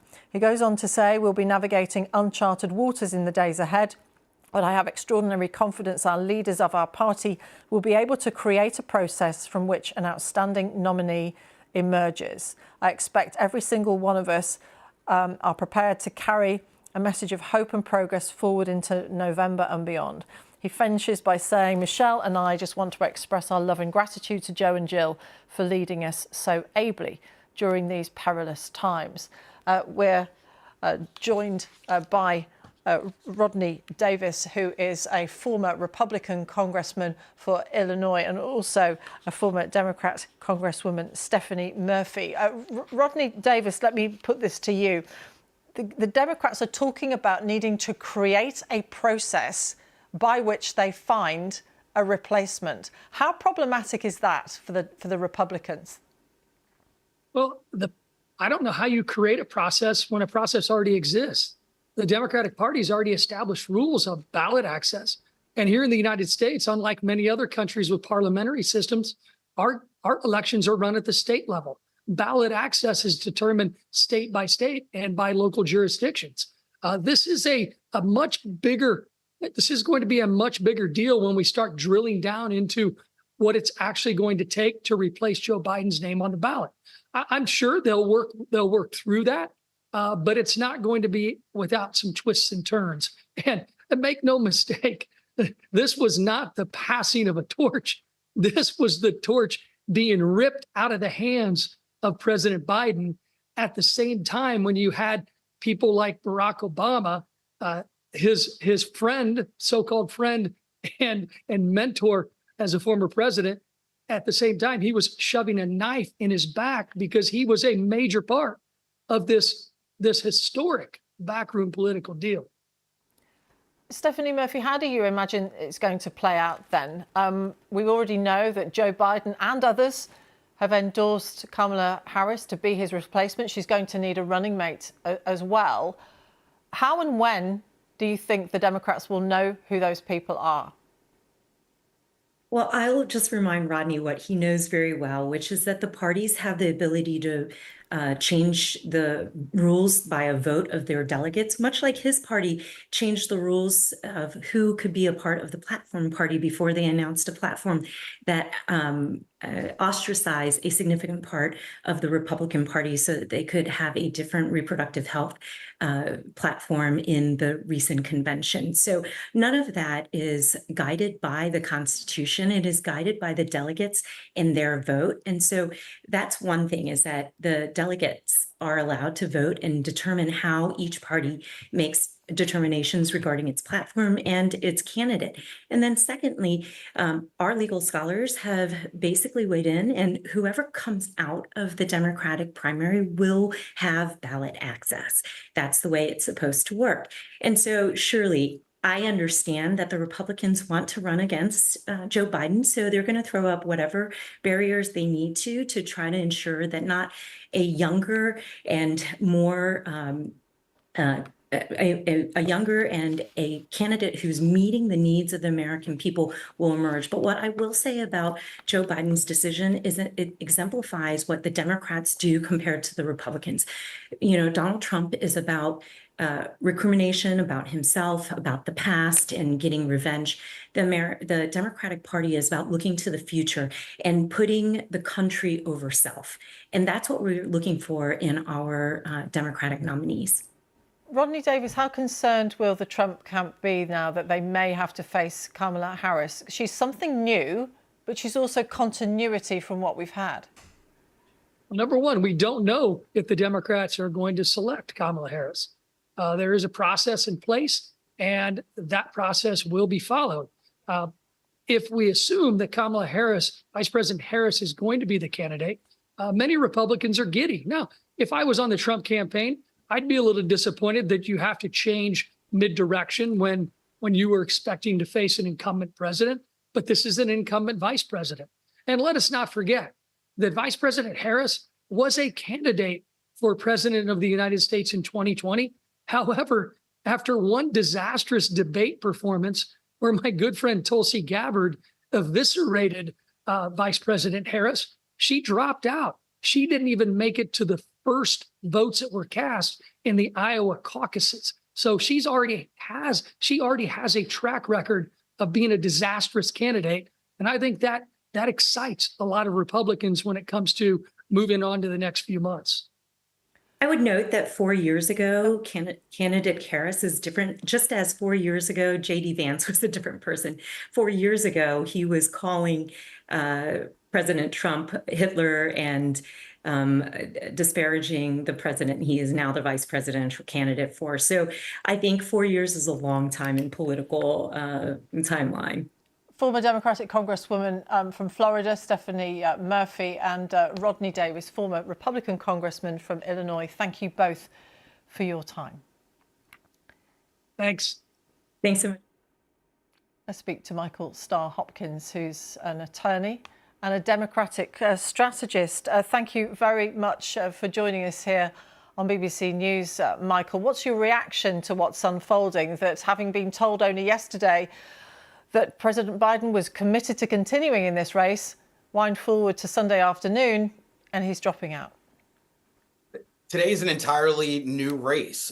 Vice President Harris is someone who not only has a strong record, but really has the ability to prosecute the case against Donald Trump in a way that President Biden just couldn't.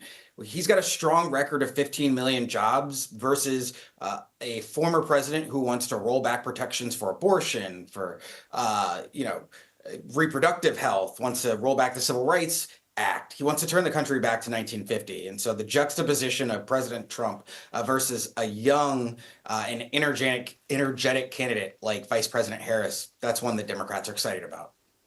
We were looking a few moments ago at a statement from the office of Barack and Michelle Obama, paying tribute to just how much Joe Biden has achieved during his time as president and also his time in politics. He talks about the need for the party to come together and to make sure that they don't see Donald Trump back in the White House. What's interesting is that he doesn't mention Kamala Harris, even though there have been others, including Joe Biden, who have said they endorse her as his replacement. What should we read into that?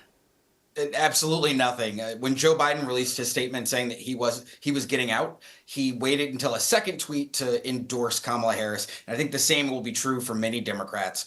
We've already seen a major portion of the party, including the Congressional Black Caucus, the Hispanic Black Caucus, former presidents come out and endorse Vice President Harris. On one hand, you want to make sure that you give President Biden his flowers and recognize and acknowledge what an amazing term he had. And at the same time, you also want to give room for Vice President Harris to begin her campaign. So it's a delicate balance, but I have no doubt that Democrats are united and prepared to focus on one thing, defeating Donald Trump.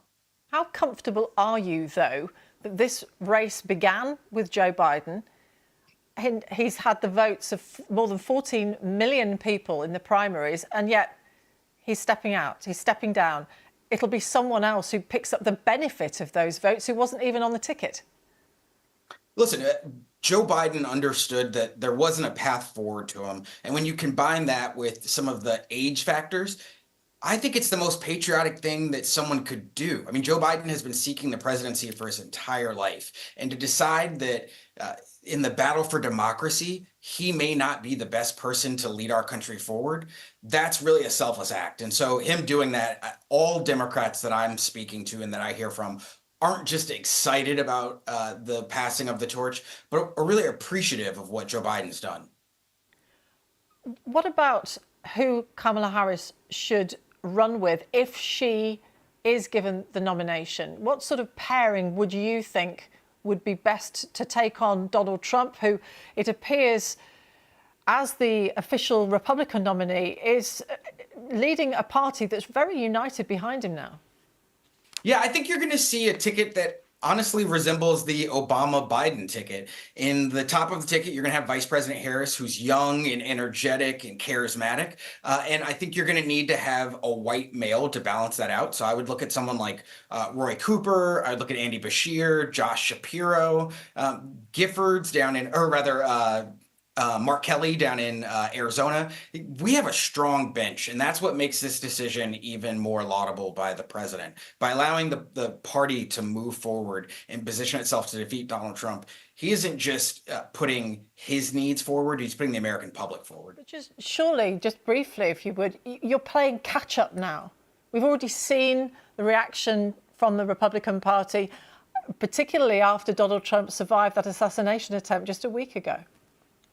I kind of reject the narrative that we're playing catch up. This is now a new race with a new candidate. And what you really saw in the differences in the polls were that people had questions about Joe Biden's health. You look at a state like Wisconsin, Tammy Duckworth, who's a Democrat, was running ahead of her Republican challenger while President Biden was running behind President Trump. By changing that top of the ticket, you completely change the narrative, you completely change the strategy, and you really make this a argument between young versus old.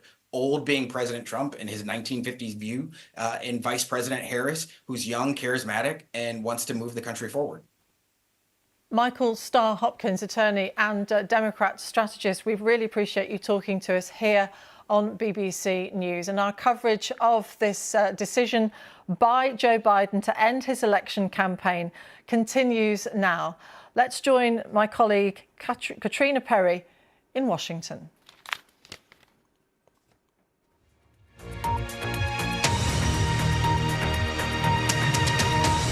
Hello, I'm Katrina Perry, and you're very welcome to BBC News, coming to you from Washington, D.C. Well, we begin with major breaking news here. President Joe Biden announced he's ending his re-election bid, withdrawing his name from the 2024 presidential race and endorsing Vice President Kamala Harris as the new Democratic nominee. In a statement on X, Joe Biden said, "It has been the greatest honor of my life to serve as your president. And while it has been my intention to seek re-election, I believe it's in the best interest of my party and the country for me to stand down and to focus solely on fulfilling my duties as president for the remainder of my term. I will speak to the nation later this week in more detail about my decision." In a separate post, he endorsed Vice President Kamala Harris as the new presidential nominee. The 81-year-old president was under increasing criticism since that poor debate performance against his opponent Donald Trump in Atlanta in late June. A number of Democrats called for President Biden to end his campaign, and Democratic donors also threatened to pull funding. Former President Donald Trump has reacted with a post on Truth Social saying crooked Joe Biden was not fit to run for president and is certainly not fit to serve, and never was. He only attained the position of president by lies, fake news, and not leaving his basement, says Donald Trump. All those around him, including his doctor and the media, knew that he wasn't capable of being president, and he wasn't. And now, look what he's done to our country, with millions of people coming across our border totally unchecked and unvetted, many from prisons, mental institutions, and record numbers of terrorists, said the statement. We will suffer greatly because of his presidency, but we will remedy the damage he has done very quickly. And the former President Trump concluding his statement, "Make America Great Again." Well, joining me now is North America correspondent Namia Iqbal. Namia, the pressure has certainly been building on Joe Biden for 3 weeks or so now, but was there any indication that he would make a decision today? There were lots of rumours, weren't there, Katrina, that there might be a consequential decision this weekend. But following the presidential debate in June, we've seen this huge pressure on President Biden. It was largely seen as a disastrous performance and created huge concern among the Democratic Party about his age, his fragility, his ability. And we saw that momentum on him behind to basically get him to stand down. But then you had the attempted assassination of Donald Trump last weekend, which seemed to bring this Democratic Party rebellion to a standstill.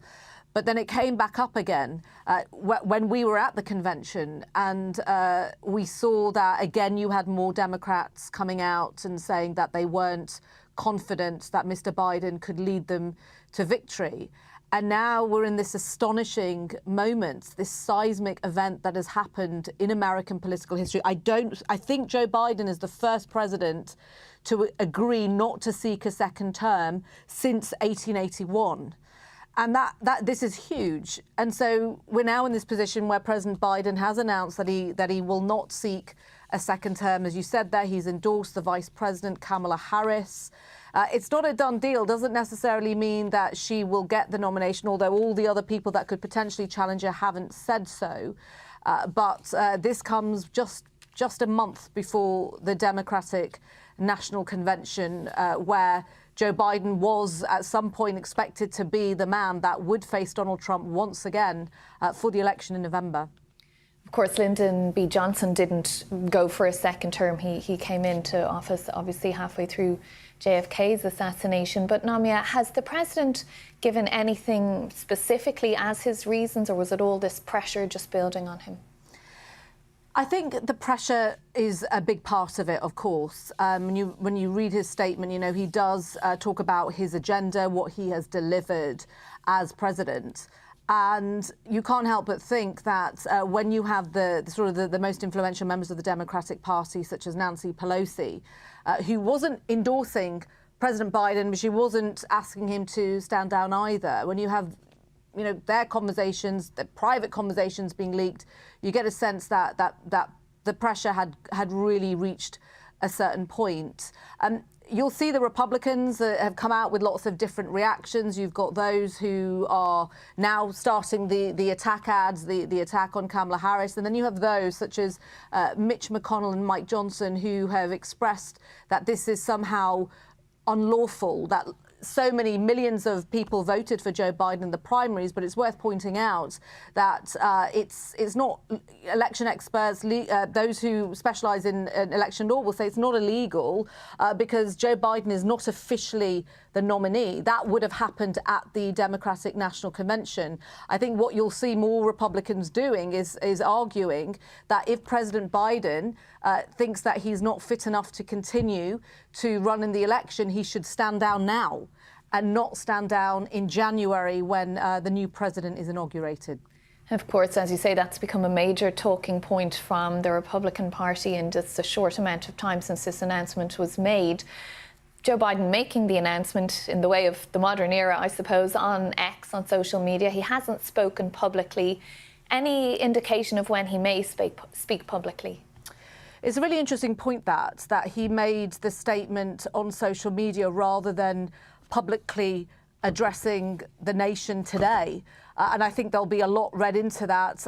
Look, he has COVID at the moment. He was diagnosed with COVID. He's recovering from COVID. So there'll be probably more speculation about the state of his health right now and why he didn't make a public statement. But we do understand that he will address the nation at some point later this week. He is in Delaware. He's there for the weekend, his home, and he will travel to DC and make that public statement, he said, in the coming days.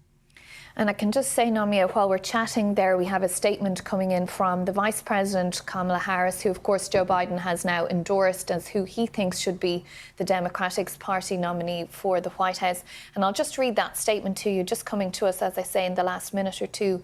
She says, "On behalf of the American people, I thank Joe Biden for his extraordinary leadership as President of the United States and for his decades of service to our country. His remarkable legacy of accomplishment is unmatched in modern American history, surpassing the legacy of many presidents who have served 2 terms in office." She continues, "It is a profound honour to serve as his Vice President, and I am deeply grateful to the President, to Dr. Biden and the entire Biden family. I first came to know President Biden through his son, Beau. We were friends from our days working together as Attorney Generals of our home states. As we worked together, Beau would tell me stories about his dad, the kind of father and the kind of man he was, and the qualities Beau revered in his father are the same qualities, the same values I have seen every single day in Joe's leadership as president." She continues, "His honesty and integrity, his big heart and commitment to his faith and his family, and his love of our country and the American people." Vice President Harris also says in this statement, "With this selfless and patriotic act, President Biden is doing what he has done throughout his life of service, putting the American people and our country above everything else. I am honoured to have the President's endorsement, and my intention is to earn and win this nomination. Over the past year, I have travelled across the country talking with Americans about the clear choice in this momentous election, and that is what I will continue to do in the days and weeks ahead. I will do everything in my power to unite the Democratic Party and unite our nation to defeat Donald Trump and his Extreme Project 2025 agenda." And she concludes, "We have 107 days until Election Day. Together we will fight, and together we will win." That statement coming to us just in the last moment from Vice President Kamala Harris. And Namia, on the point she makes there, what is going to happen now within the Democratic Party in terms of making her, if it is indeed to be her, the official nominee? What happens between now and the convention? Well, we'll see if the party unites behind her. That's the big question, isn't it? There's lots of other people that have been suggested as potentials to take over from President Biden. We heard all those names being mentioned during the time when there was pressure on Mr. Biden to stand aside. Gavin Newsom, for example, Pete Buttigieg, Gretchen Whitmer. And so now we see if they will all get behind Kamala Harris and have that unity behind her before they get to the convention. It was interesting. Former President Obama released a statement in which he said it was a long statement paying tribute, of course, to the vice president who served him faithfully for 8 years. And the thing that really stuck out is this bit. He said, "I have extraordinary confidence that the leaders of our party will be able to create a process from which an outstanding nominee emerges." He doesn't endorse Kamala Harris. He indicates potentially that he wants an open contest. And many members of the Democratic Party have been saying before Mr. Biden made this announcement that an open convention would be chaotic. They've used that word chaotic, even though conventions, of course, was something that was a perfectly normal way of selecting a candidate. But ultimately, Kamala Harris will want to try and unify the party behind her.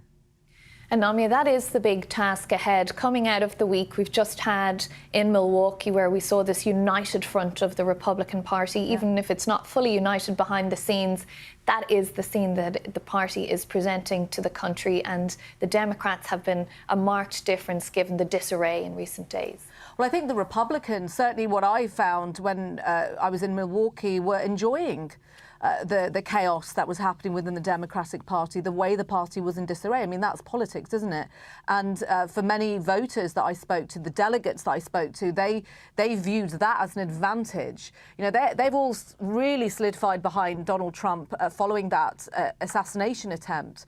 And for many of them that I spoke to, they were very happy with President Biden being the opponent. And I think, you know, you can infer from that they believed it's because Donald Trump can beat Joe Biden.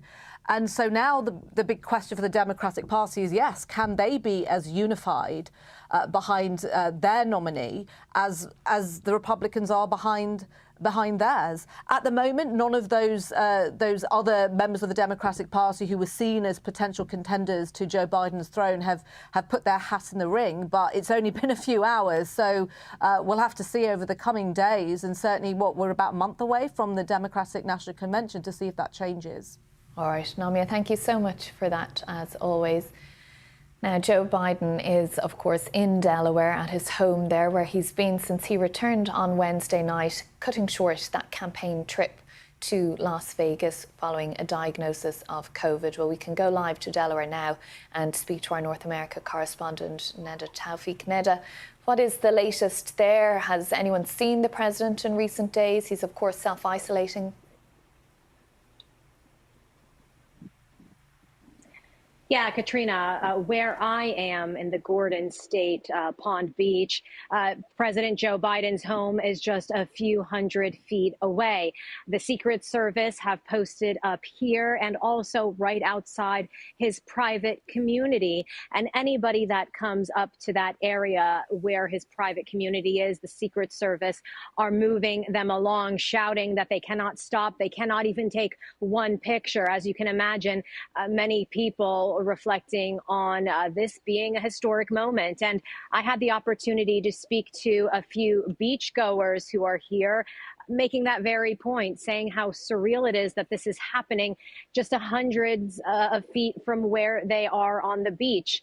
It's a really kind of striking juxtaposition, as this news broke across the country, everyone reacting to it and absorbing it, the kind of quiet atmosphere here, as well as people kind of come to terms that Joe Biden has stood down. And keep in mind, this is a community where he has frequented with his family for a long time. So those I've spoken to on both sides of the aisle have said that, look, he deserves now, given his age, to retire, to step aside. There were those who consider. Oh, we seem to have lost our connection to Delaware there, to Neda. Let's see if we can get her back. No. OK, we'll come back to Neda a little later in the programme. Of course, we're bringing you this breaking news that President Joe Biden has said he will not stand for re-election for the Democratic Party in the election this November. There's been plenty of reaction coming since that announcement, as you can imagine. Former US President Barack Obama, a staunch ally of Joe Biden, of course, issued a statement of confidence in a process to select a presidential nominee. Barack Obama said in his statement, "We will be navigating uncharted waters in the days ahead, but I have extraordinary confidence that the leaders of our party will be able to create a process from which an outstanding nominee emerges. I believe that Joe Biden's vision of a generous, prosperous and united America that provides opportunity for everyone will be on full display at the Democratic Convention in August." Potential contenders in the running for consideration at the forthcoming Democratic National Convention also released statements praising President Biden. We've heard so far from California Governor Gavin Newsom, who said that Joe Biden would go down in history as one of the most impactful and selfless presidents. And Michigan Governor Gretchen Whitmer said in a statement on X, and she emphasised in her statement that "My job in this election will remain the same, doing everything I can to elect Democrats and stop Donald Trump."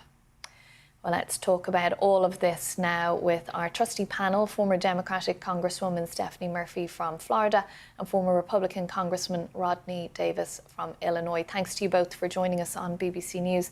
Stephanie, to you first. We just spent the whole week in Milwaukee talking about will they, won't they, relating to Joe Biden and the wider Democratic Party. What do you think has caused the president to come to this decision today? I think at the end of the day, he did what his gut told him to do, what his sense of loyalty to this country and his patriotism led him to do. And it's actually a tremendous feat. I don't know a ton of people who have power who yield it, but what he did stands in stark contrast with the other side. What he did was to put to put country over self. And you don't really often see that. And it doesn't in any way diminish the accomplishments that he's had over his decades of service to this country or the presidential period of time he had over the last 3.5 years. This was always an election about the future. And I think he acknowledged that maybe he wasn't the best messenger in this moment for the future. But that doesn't diminish at all the good work that he's done to date. And so this is really quite a remarkable act of selflessness. Rodney, what's the view from the Republican side of the House? I mean, obviously your party is heading out now so unified after a successful convention, and now you don't know for sure who you're running against. You know, they're saying the same things that I said to you and to Stephanie when we were in the booth at the convention. This just smells like a political backroom deal. And then we witnessed the biggest power brokers in the Democratic Party. And I heard you mention that Barack Obama is a great friend of Joe Biden. Barack Obama is not a great friend of Joe Biden. He pushed him out of the way in 2016 so that Secretary Clinton could run.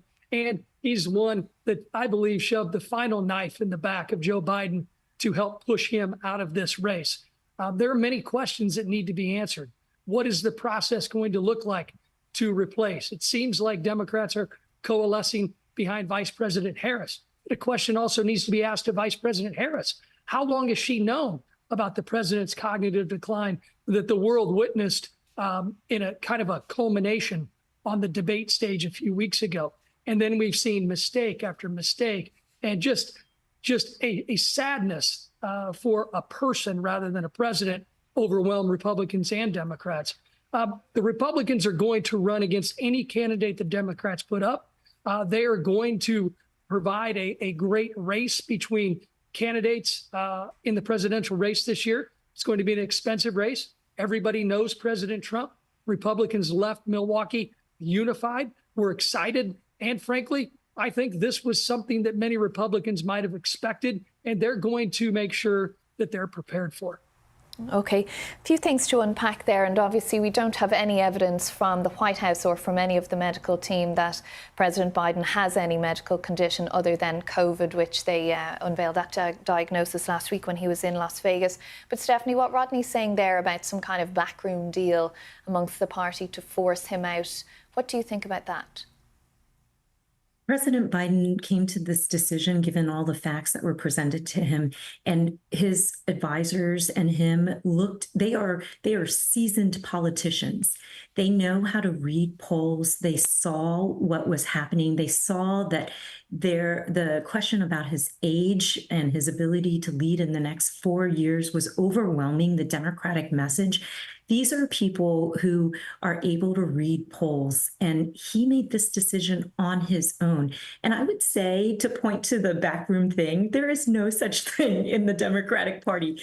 I often say, I don't belong to an organized party. I'm a Democrat. There is no longer a thing such as a backroom, smoke-filled room where things get decided. This came as a surprise to even people on his own campaign, but he came to this of his own accord and because of his love for country. And what this means is this gives us an opportunity as Democrats to present a future vision for this country as opposed to what the Republicans are doing, which is to litigate the past.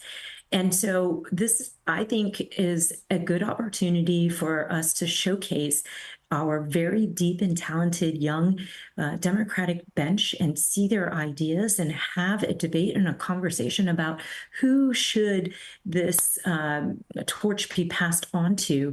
And then we'll unite behind after the convention and work as hard as we can going up to Election Day. Talk to me a little bit about that time frame, though, because if it's waited until the convention to have a formal nominee and a vice presidential nominee, it's very, very soon to election date at that point What do you think the process is going to look like?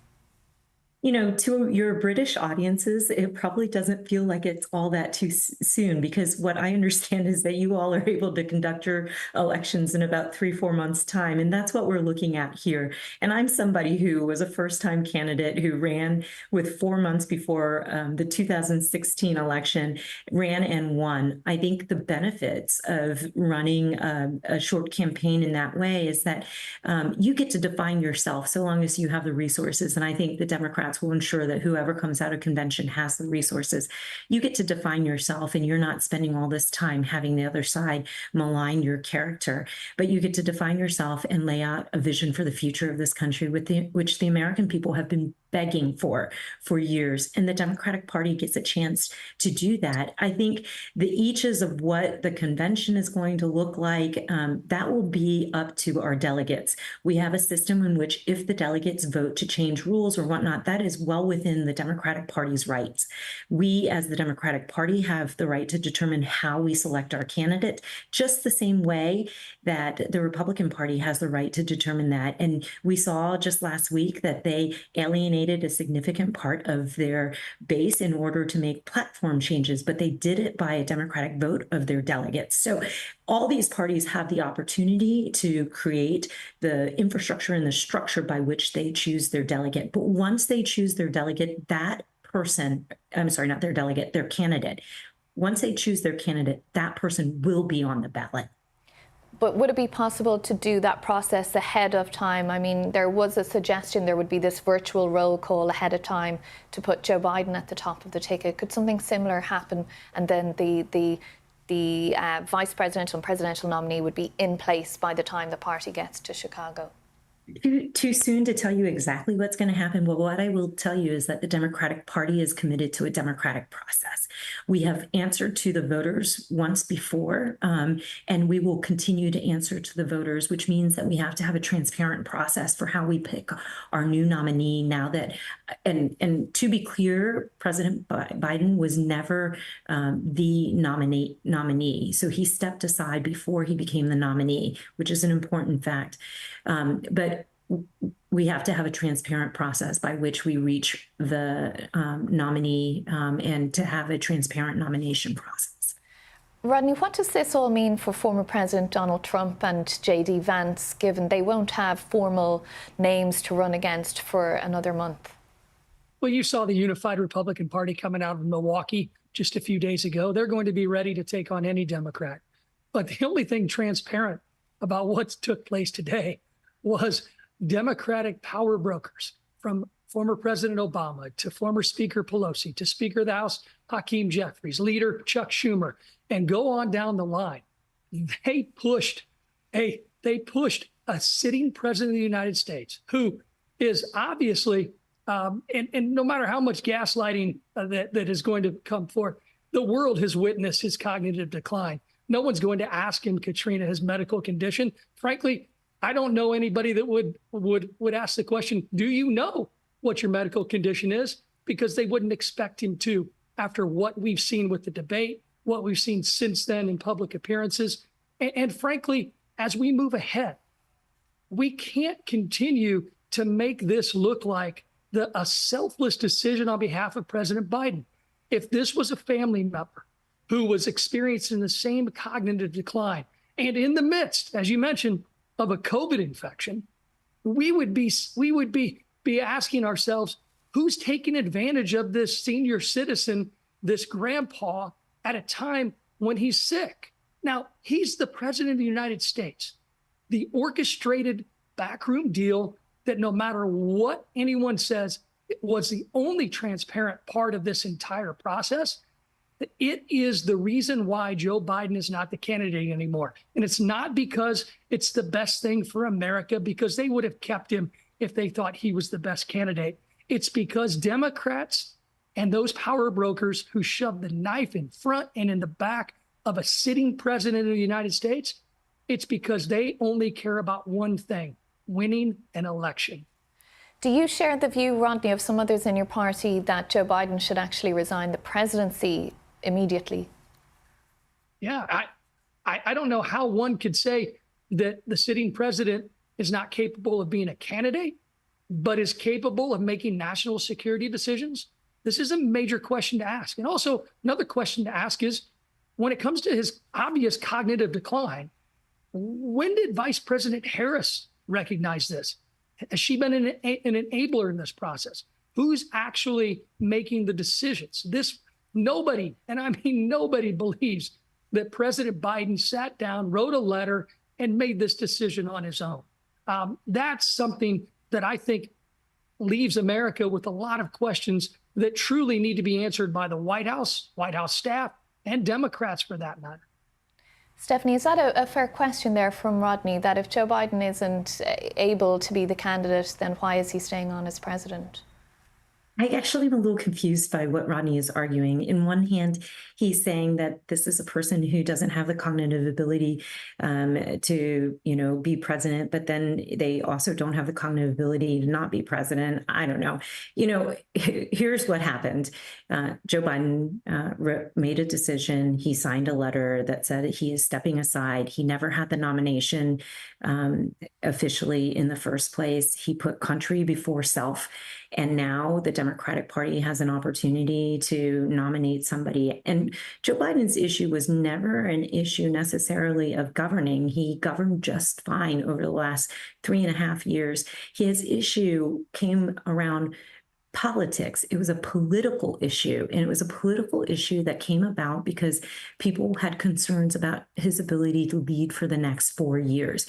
And all of the conversation was around whether or not he could lead for the next 4 years.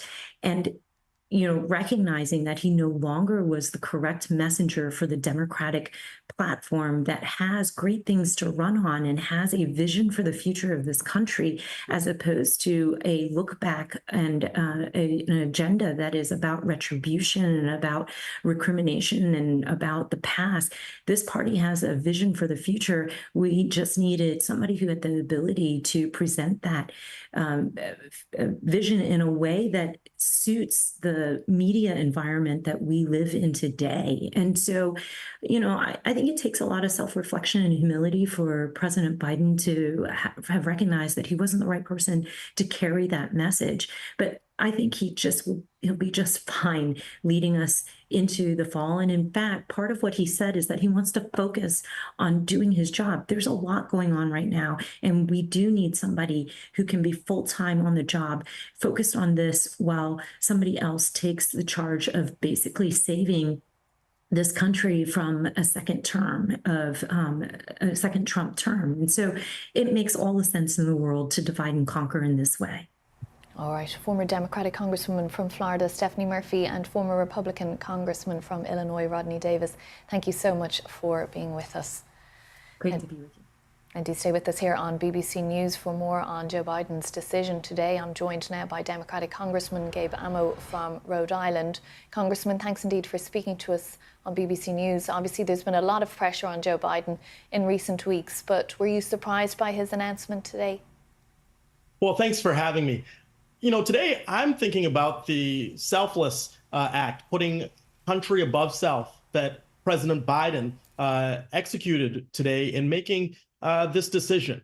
And I know it was a hard one, but it is a reflection of the stakes of this upcoming election. This is a very important election, and Joe Biden has been a consequential president. So today I'm reflecting on his legacy and his historic work on behalf of the American people. Would you have liked to hear from him today? I mean, this announcement came on X rather than from any kind of press conference or statement.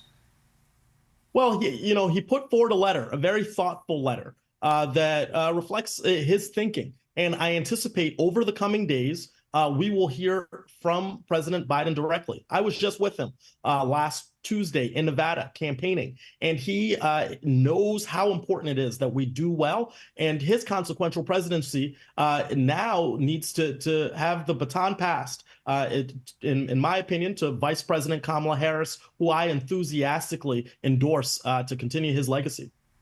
Do you think there should be an almost another primary selection process now, or that the party should rally behind the vice president? Well, I fully believe that the Democratic National Committee will have an open and transparent process that reflects our democratic values in every sense of the word. And so I look forward to hearing that. But I do hope, and I encourage my fellow members of Congress and colleagues in Democratic politics around the country to rally behind the vice president, because she has worked hand in glove with President Biden to deliver on the promise of this presidency and this White House. And if she is the ultimate nominee, who would you like to see on the vice presidential part of the ticket? Well, we have so many qualified people, and so the time will come. We're only a few hours into this, but I anticipate it will be someone who has a record of service, that has an ability to bring people together, and who can hit the ground running from day one. And so I look forward to participating in that deliberation with members of the Democratic Party across the country. Now, we've heard calls from several people within the Republican Party for President Biden to stand aside completely at this point, not just to not seek re-election. Have you confidence in him standing on as president? Yeah, look, I think any notion of that is pure politics. I think it is really just trying to be a distraction from what former President Trump would put forward with Project 2025, destroying norms, removing freedoms from this country. President Biden is a capable leader who has served our country well and will serve us till that last moment on January 20th, 2025. When you're talking about distractions, though, Congressman, hasn't it been the ultimate distraction for the Democratic Party in the 3.5 weeks or so since the debate in Atlanta to have all of this dirty linen essentially aired in public, when the Republican Party looks so unified and the Democratic Party have been essentially trying to and succeeding to get rid of the president from re-election? Well, look, I think this has demonstrated that Democrats have an ability to walk and chew gum, to think about our future, while at the same time painting a picture of former President Trump's campaign, one of vengeance and retribution and name calling. That's what we see. So if they're united behind an agenda that will move our country back, not forward. And I look forward in the weeks ahead to go to the Democratic National Convention in Chicago and show America that Democrats have a vision to move forward, to lower costs for the American people, to protect democracy, to protect fundamental freedoms, and bring our country together. And how do you see that process playing out, Congressman, at the convention?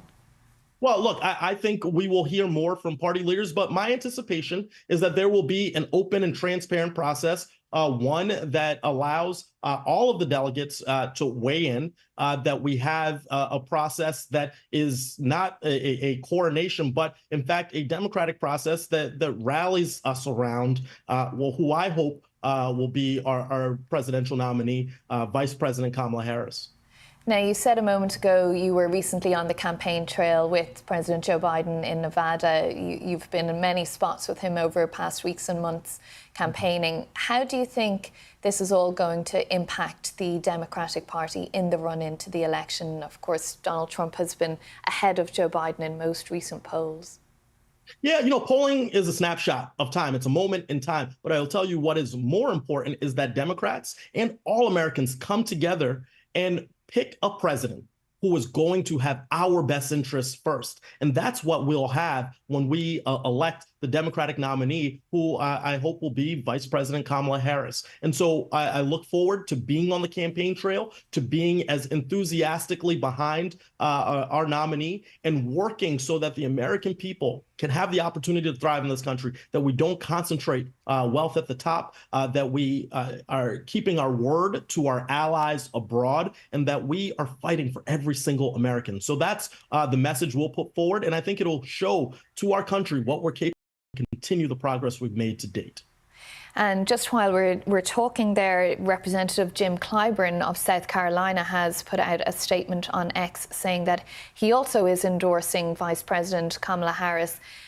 He has said that Just reading through the statement there, he echoes the good judgment that Joe Biden demonstrated in selecting Vice President Harris to lead this nation alongside him, and I'm proud to follow his lead in support of her candidacy to succeed him as the Democratic Party's 2024 nominee for president. Do you expect that many of your colleagues will do the same and that this will be quite a straightforward process?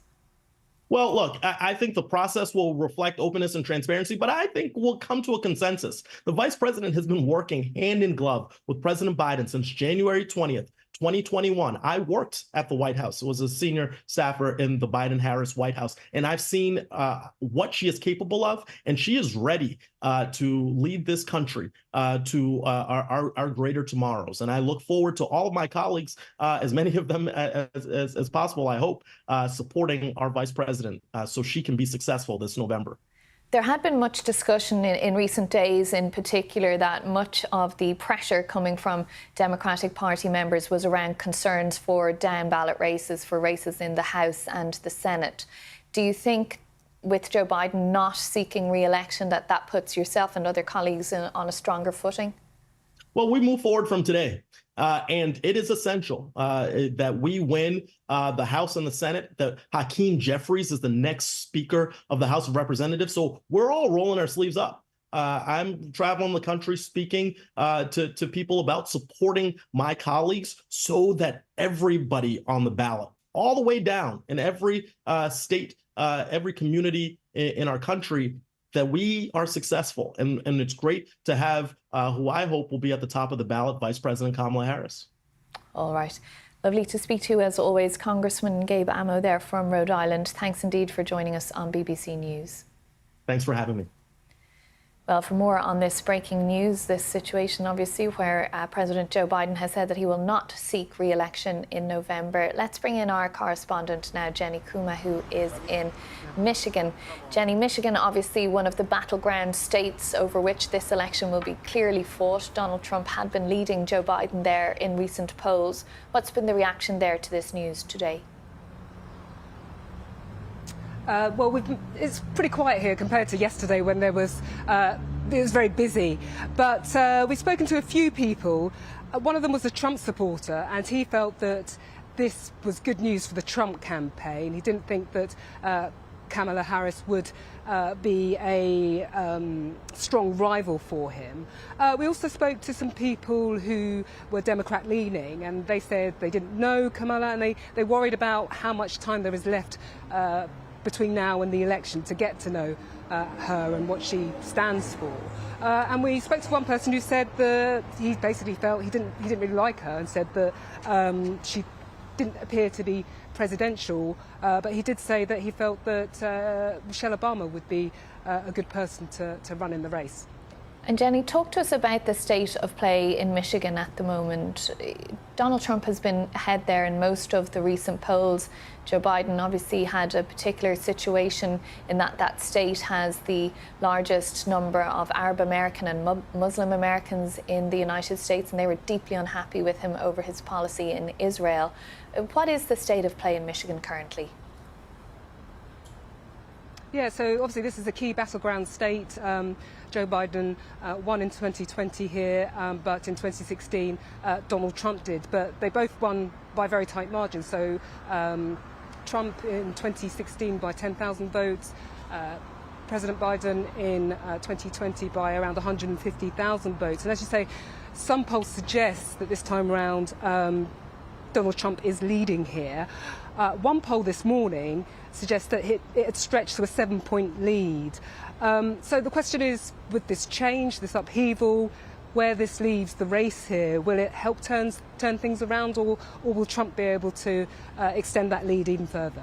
Now, one of the names that was mentioned in the kind of build-up to this, in terms of potential people who could stand in for Joe Biden, was the Democrat governor here, Gretchen Whitmer. She today has put out a statement, and she has praised Joe Biden, and she's also said, my job in this election will remain the same, doing everything I can to elect Democrats and stop Donald Trump. So not saying there that she is going to stand, but I'm also not saying that she's, behind Kamala Harris. And would there be a sense that she's popular there, Jenny, that people might like her to put her name forward? Sorry, could you repeat that question? Sorry, I didn't quite catch that. Is there a sense that she is still very popular in the state, that people in Michigan would like Governor Whitmer to put her name forward? We've spoken to a few people about that, and we've had a bit of a mixed reaction, really. But what I did get a real sense of yesterday was the support for Donald Trump. I mean, obviously, I was at a rally where there was 12,000 people here. But it's been an opportunity, really, the whole situation with the Democrats. It's another line of attack, although Trump previously had been fairly muted on the whole situation with the Democrats. Yesterday, his speech contained some quite poignant moments where he was clearly taking advantage of the crisis in the party. Today, Donald Trump has given a statement and said that Kamala is as much of a joke as Joe Biden. He said that they own each other's record, and he said that if Biden's not fit to stand as candidate, he's not fit to be president, something that a lot of senior Republicans have been saying today. And going back to that speech he made yesterday, he was mocking the chaos within the Democrat Party. He described them as enemies of democracy, suggesting that it was hypocritical of them to describe him as a threat to democracy when he said that 14 million people had chosen Joe Biden as a candidate democratically through the primaries. And he did a straw poll asking the crowd who they would prefer to stand against him, if whether it should be Biden, whether he should stay, or whether it should be Kamala Harris. And the crowd wanted Biden, and so did he. So suggesting there that he felt that Biden would be the easier person to win against, but already the Republicans are preparing their strategies. They're already attacking Kamala. All right, Jenny Kuma there in Michigan, thanks so much for speaking to us. Well, Joe Biden's allies in Congress have praised his decision to step aside. Former Democratic Speaker of the House, Nancy Pelosi, hailed President Biden as one of the most consequential presidents in American history. She called him a patriot in a statement on X. And Senate Majority Leader Chuck Schumer echoed that sentiment, writing in a statement, "His decision, of course, was not easy, but he once again put his country, his party, and our future first."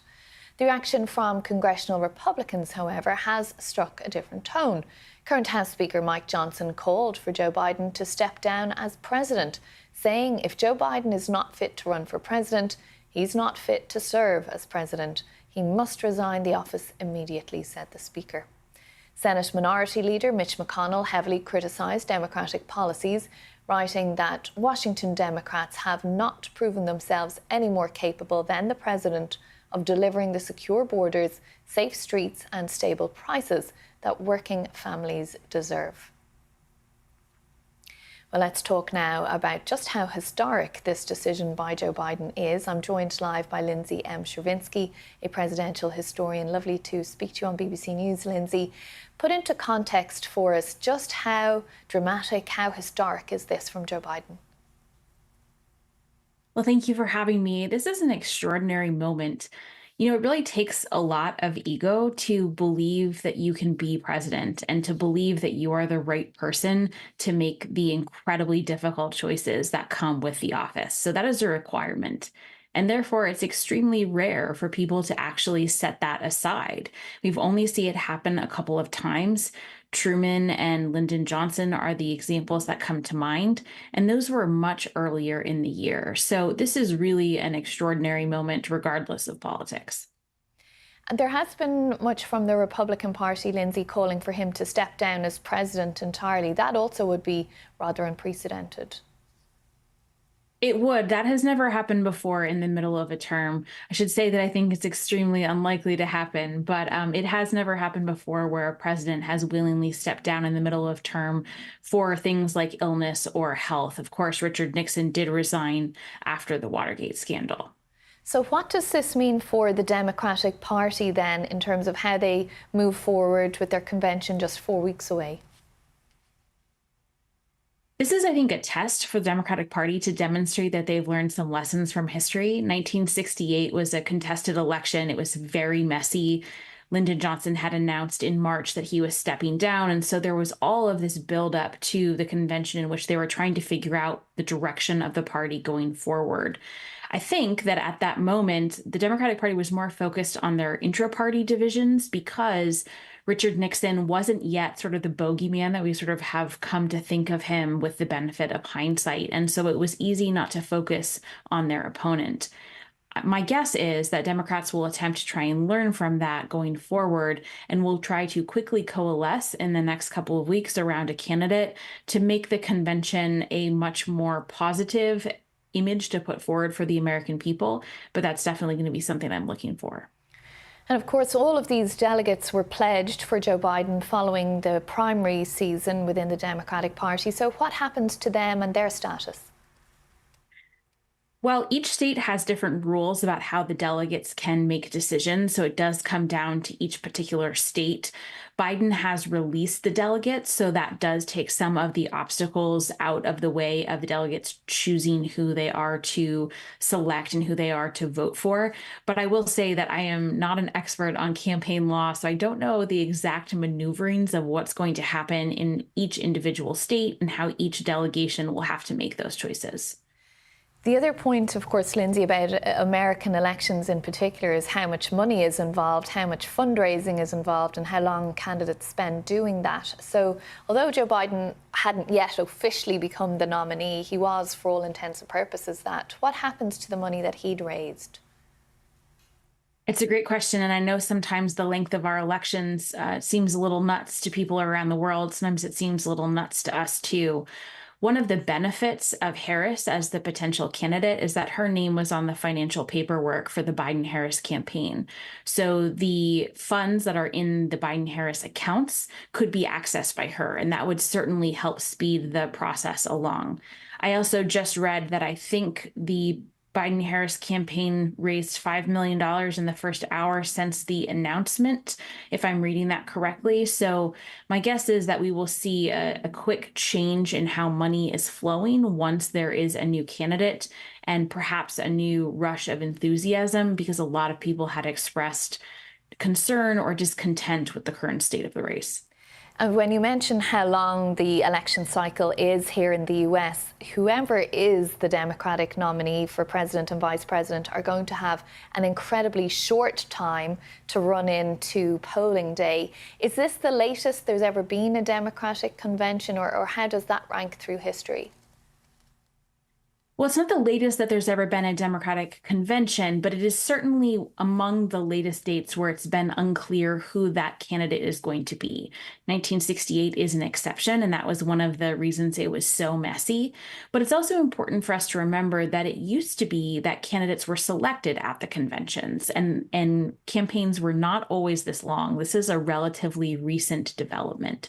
So, for example, in 1952, the Republican Party selected Dwight Eisenhower at the convention, and we think of Eisenhower as being this insanely popular candidate and president, and he was, but he did not have a majority of the delegates going into the convention. He then was able to secure the nomination, and he won an overwhelming victory, but that just demonstrates how much our political practice has changed in the last 70 years. And of course, all of this pressure on Joe Biden mounted or came to a somewhat of a crescendo after the debate which took place in Atlanta outside of the official Presidential Commission on Debates. Presumably, whoever the Democratic nominee ultimately is will want to debate former President Donald Trump. Do you see that those maybe commission dates will be reactivated now that had been set for September? Well, there had been, I think, another debate agreed upon between the Biden campaign and the Trump campaign for the fall. It'll be interesting to see if that date is revitalized or if, as you said, the commission dates are revitalized. It will also be interesting to see, depending on who the candidate is, if former President Trump wants to debate. He, of course, did not participate in any debates in the Republican primary process, and he has demonstrated and said that he's not sure he wants to participate in any future debates. So I think that is all up in the air, and just a few more probably likely surprises coming down the way in the next couple of months. All right, never a dull moment, it seems, here in US politics these days anyway. Lindsay, thank you so much for giving us the historical eye on that. Thank you. Thank you for having me. Vice presidential nominee for the Republican Party, J.D. Vance, said on X, Joe Biden has been the worst president in my lifetime, and Kamala Harris has been right there with him every step of the way. Over the last 4 years, she co-signed Biden's open border and green scam policies that drove up the cost of housing and groceries, he said.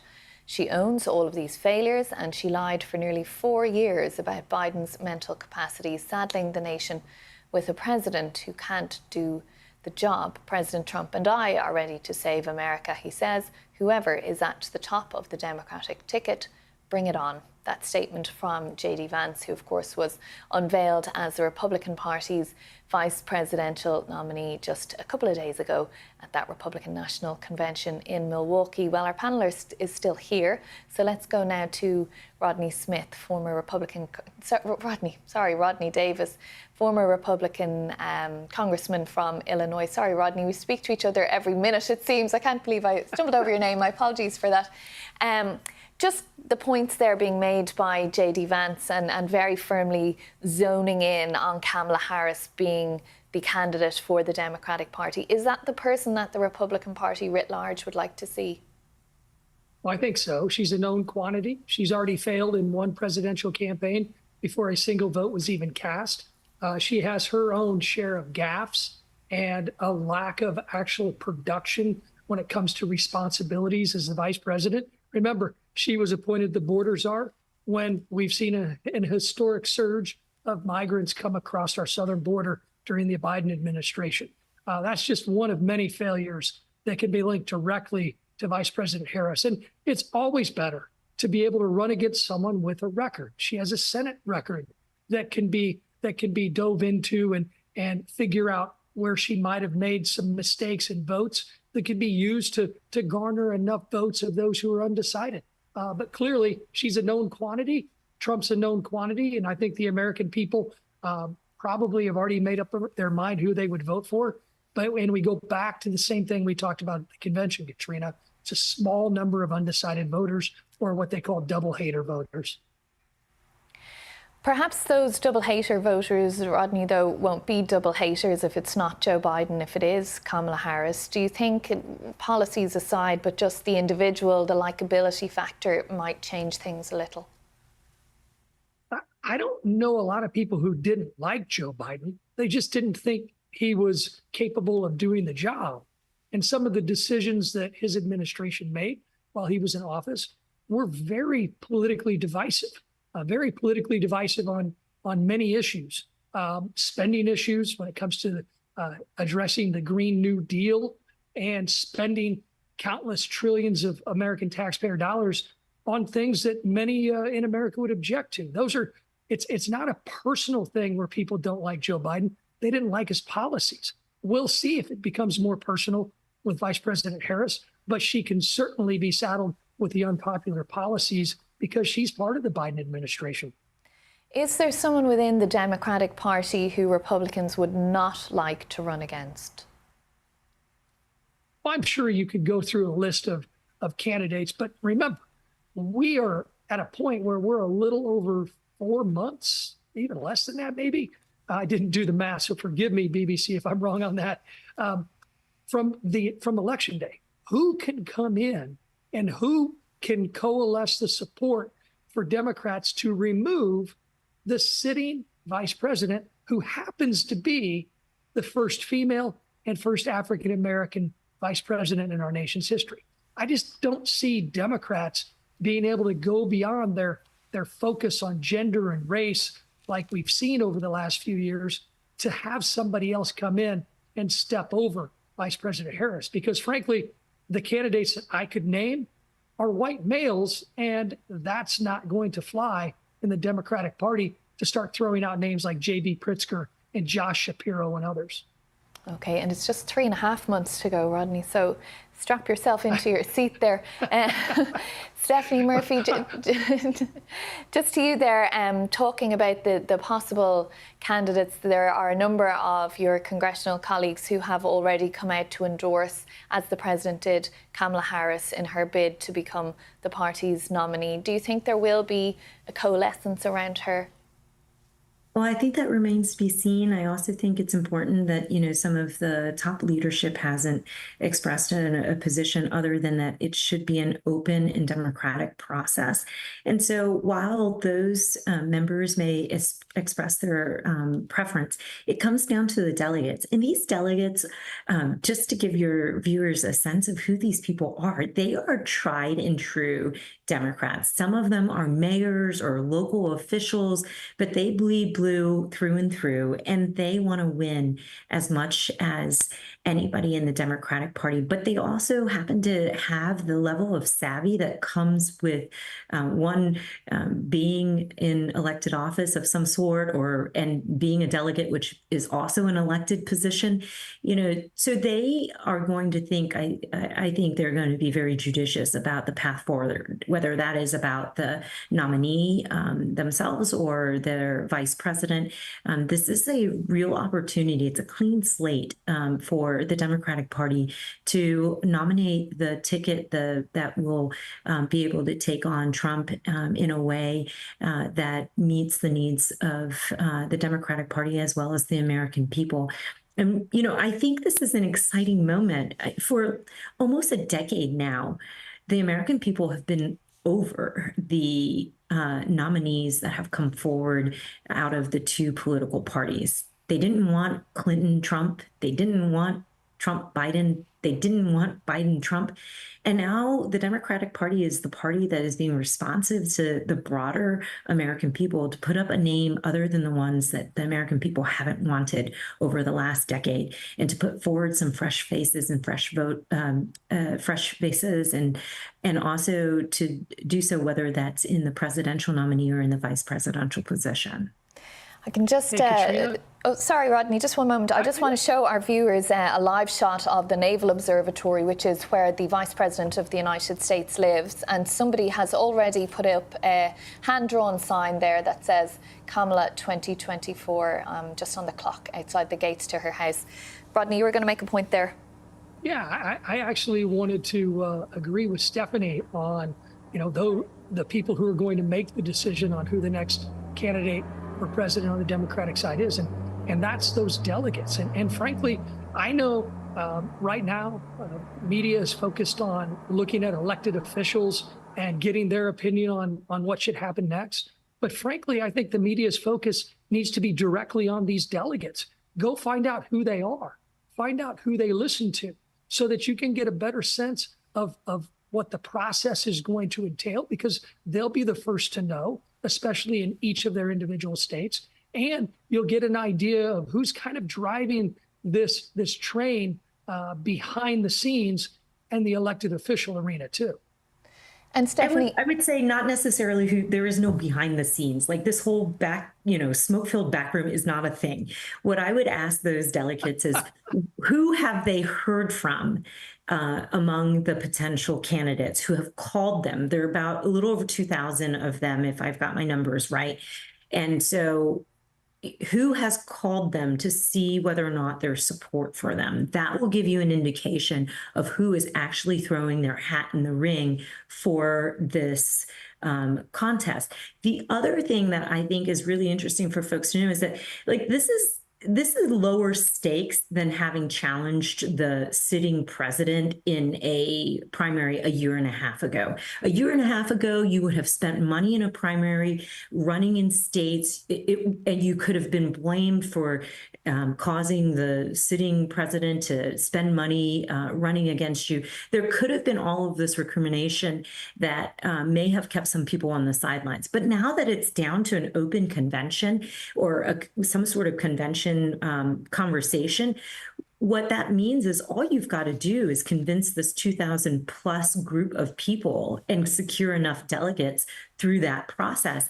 That is that's a family conversation. It's an awkward Thanksgiving dinner table.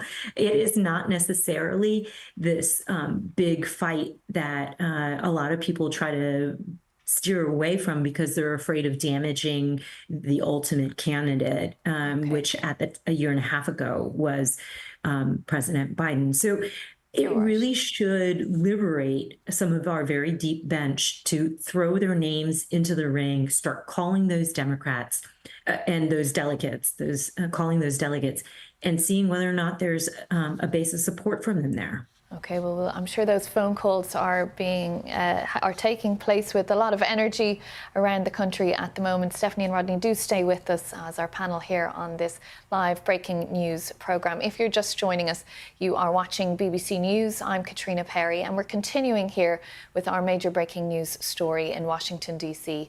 US President Joe Biden has announced he's ending his re-election bid, withdrawing his name from the 2024 presidential race and endorsing Vice President Kamala Harris for the Democratic nomination. The Biden campaign has already filed with the US Federal Election Commission to change the name to Harris for president.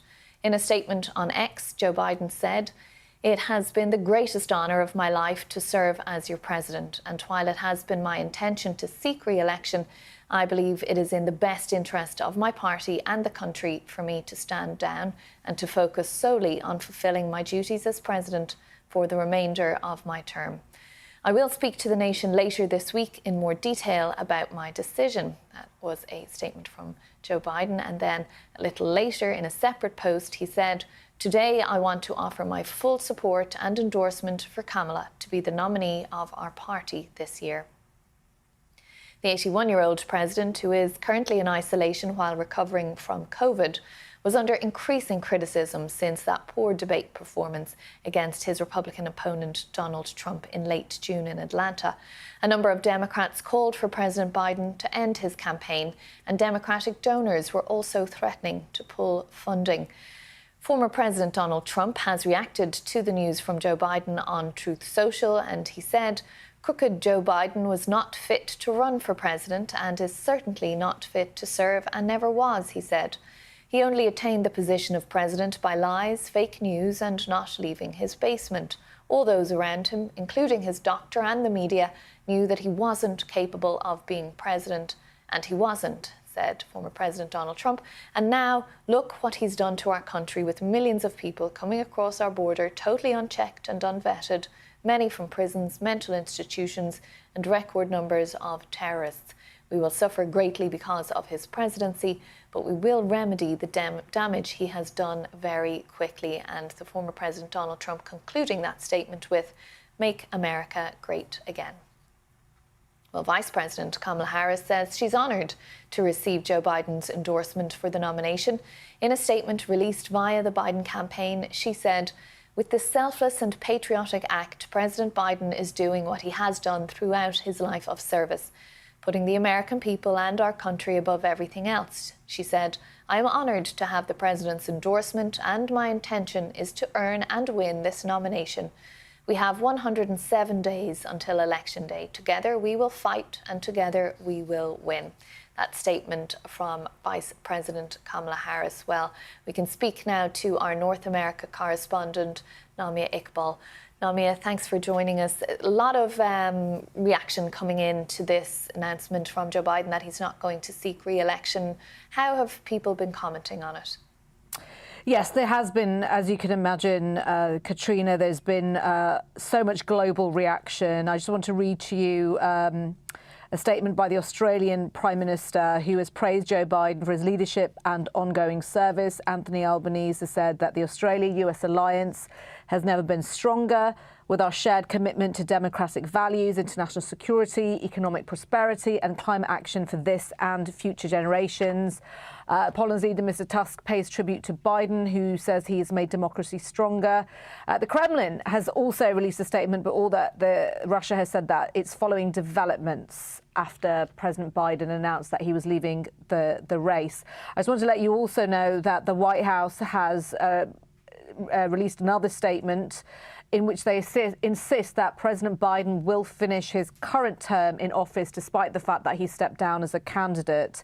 And the statement basically says he looks forward to finishing his term and delivering more historic results for the American people. As we've been seeing, some of the reaction from the Republican Party is that if President Biden is not capable to run again, he should not remain as president, that he should stand down now. But so far, there's been no suggestion. I think the White House puts that to bed at the moment, that he has considered such a move. Namia, is there any indication yet from within the DNC as to how the Democrats will run this convention now that they have to pick a new nominee and a whole new vice presidential nominee? Well, in terms of what happens next, as we know that Kamala Harris has said that she will earn the nomination. She doesn't automatically get the nomination. She has been endorsed by President Biden, but it could be that other members of the Democratic Party might put their hats in the ring. We know that there are many who have been suggested as potential candidates. So far, they've not released any sort of statement suggesting that they would challenge Kamala Harris. And in terms of what happens next is that you'll have the DNC happening in August. And they have said previously that they don't want an open convention. They would view that as chaotic.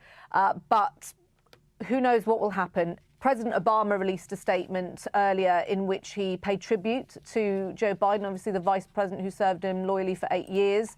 But he didn't endorse Kamala Harris. His statement basically indicated that he would want an open process. So we're a few weeks away from the Democratic National Convention. Usually the nomination is sewn up by then. And in the past, the conventions have been open, haven't they? But they have changed in recent decades. So I guess Katrina, it's just a case of seeing if anyone will challenge Kamala Harris for that nomination. And Namia, on Joe Biden himself, do we know anything further about his movements for the rest of the week? He's obviously isolating with COVID at the moment, but he is due to meet the Israeli Prime Minister Benjamin Netanyahu a little later. He is, and there was lots of speculation, wasn't there, just in the last few weeks about, what was going to happen with President Biden. Was he going to stand down or not? And if he was, there was this sort of consensus across the American media that it might not happen before Benjamin Netanyahu's visit, that he wouldn't, given that they're both, on the most friendliest terms, that he wouldn't want to do that beforehand. But we understand that that meeting is still going ahead. Mr. Biden is said to be at his home in Delaware. He has said that he will he will publicly make a statement. He will address the nation at some point in the coming days. I think there might be questions asked why he released a statement on social media and not address the nation. But he has indicated that he will be doing that in the coming days. And I imagine we'll hear more from him. He'll probably, similar to what in his statement, but also perhaps urge the Democratic Party to unify behind a candidate who we know from his statement is Kamala Harris. OK. Namia Iqbal, thanks for keeping us up to date. As always, we'll be back to you a little later on. Well, former US President Barack Obama, a staunch ally of Joe Biden, issued a statement of confidence in a process to select a presidential nominee, saying, "We will be navigating uncharted waters in the days ahead, but I have extraordinary confidence that the leaders of our party will be able to create a process from which an outstanding nominee emerges. I believe that Joe Biden's vision of a generous, prosperous and united America that provides opportunity for everyone will be on full display at the Democratic Convention in August." That statement from Barack Obama. Well, potential contenders in the running for consideration at that forthcoming Democratic National Convention in Chicago. Many of them have released statements also praising President Biden. California Governor Gavin Newsom said that President Biden has been an extraordinary history-making president, a leader who has fought hard for working people and delivered astonishing results for all Americans. He said he'll go down in history as one of the most impactful and selfless presidents. And similarly, Michigan Governor Gretchen Whitmer said on X, "President Biden is a great public servant who knows better than anyone what it takes to defeat Donald Trump."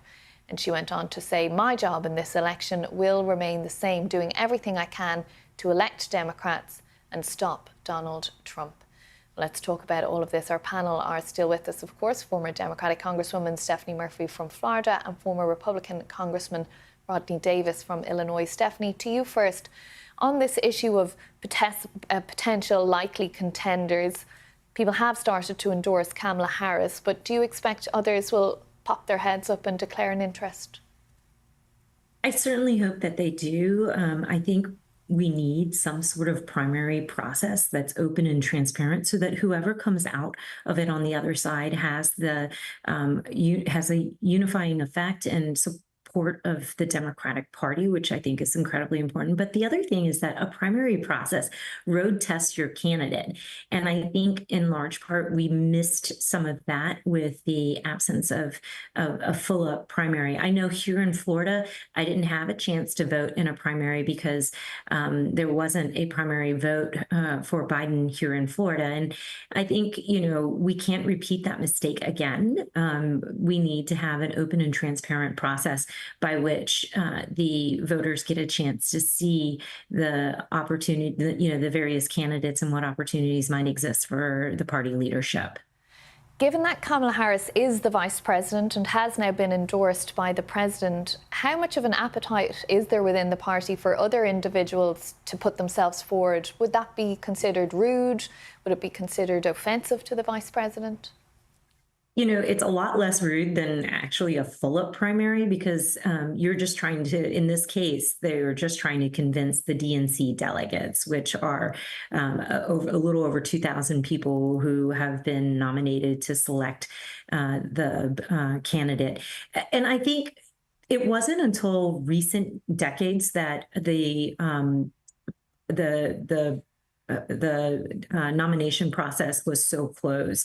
It used to be that it was a bit more of a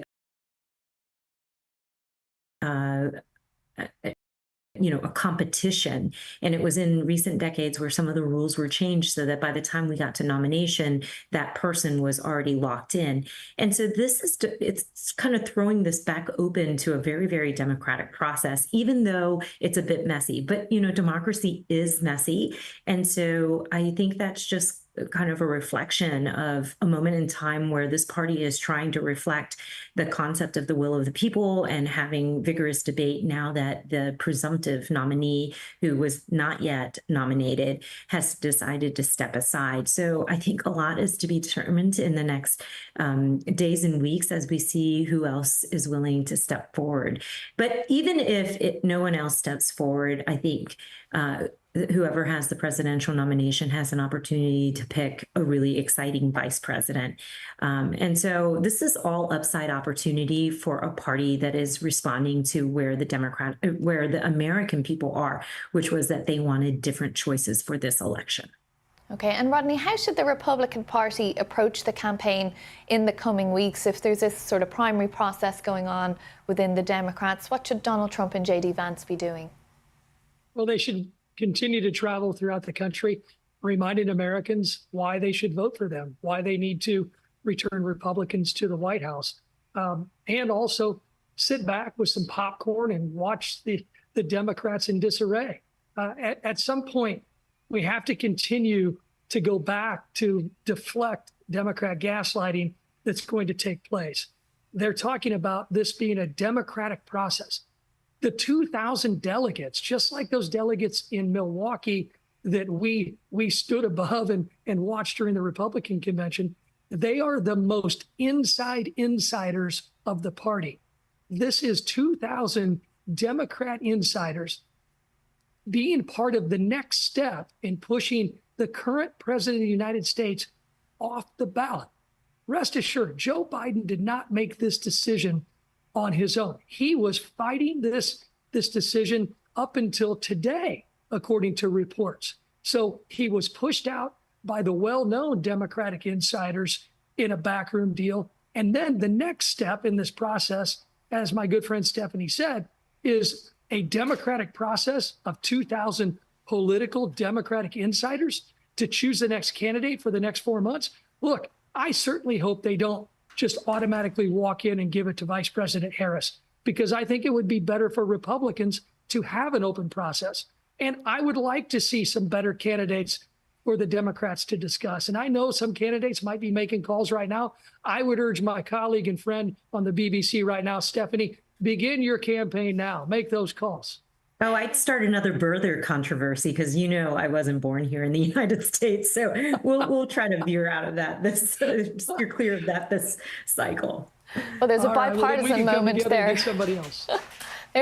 There's a first in recent times here, a Republican saying he might just vote for a Democrat for president. but Stephanie, talking about delegates, and we mentioned them a little earlier, if we have all the endorsements for Vice President Harris, we may or may not hear from others who might want to put their name forward. But those delegates who will be eventually at the convention in Chicago, how much temperature taking will they be doing of the voters in the states where they're from?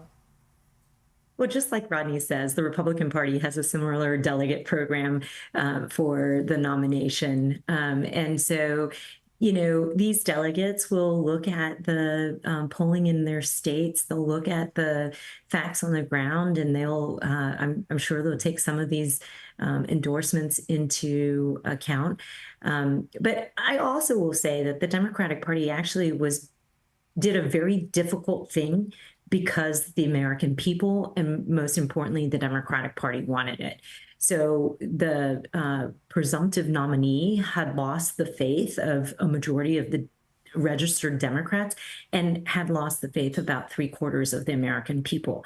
So I would argue that this party has actually been responsive to the broad swaths of Americans, although the process from this point forward is a little bit much like it was with the Republican process in the hands of a handful of delegates. But that is the way that the system is set up for both parties. I would say that, the party that, there's a significant number of people who have said that they were never Trumpers, that they didn't want to see him back on the ballot.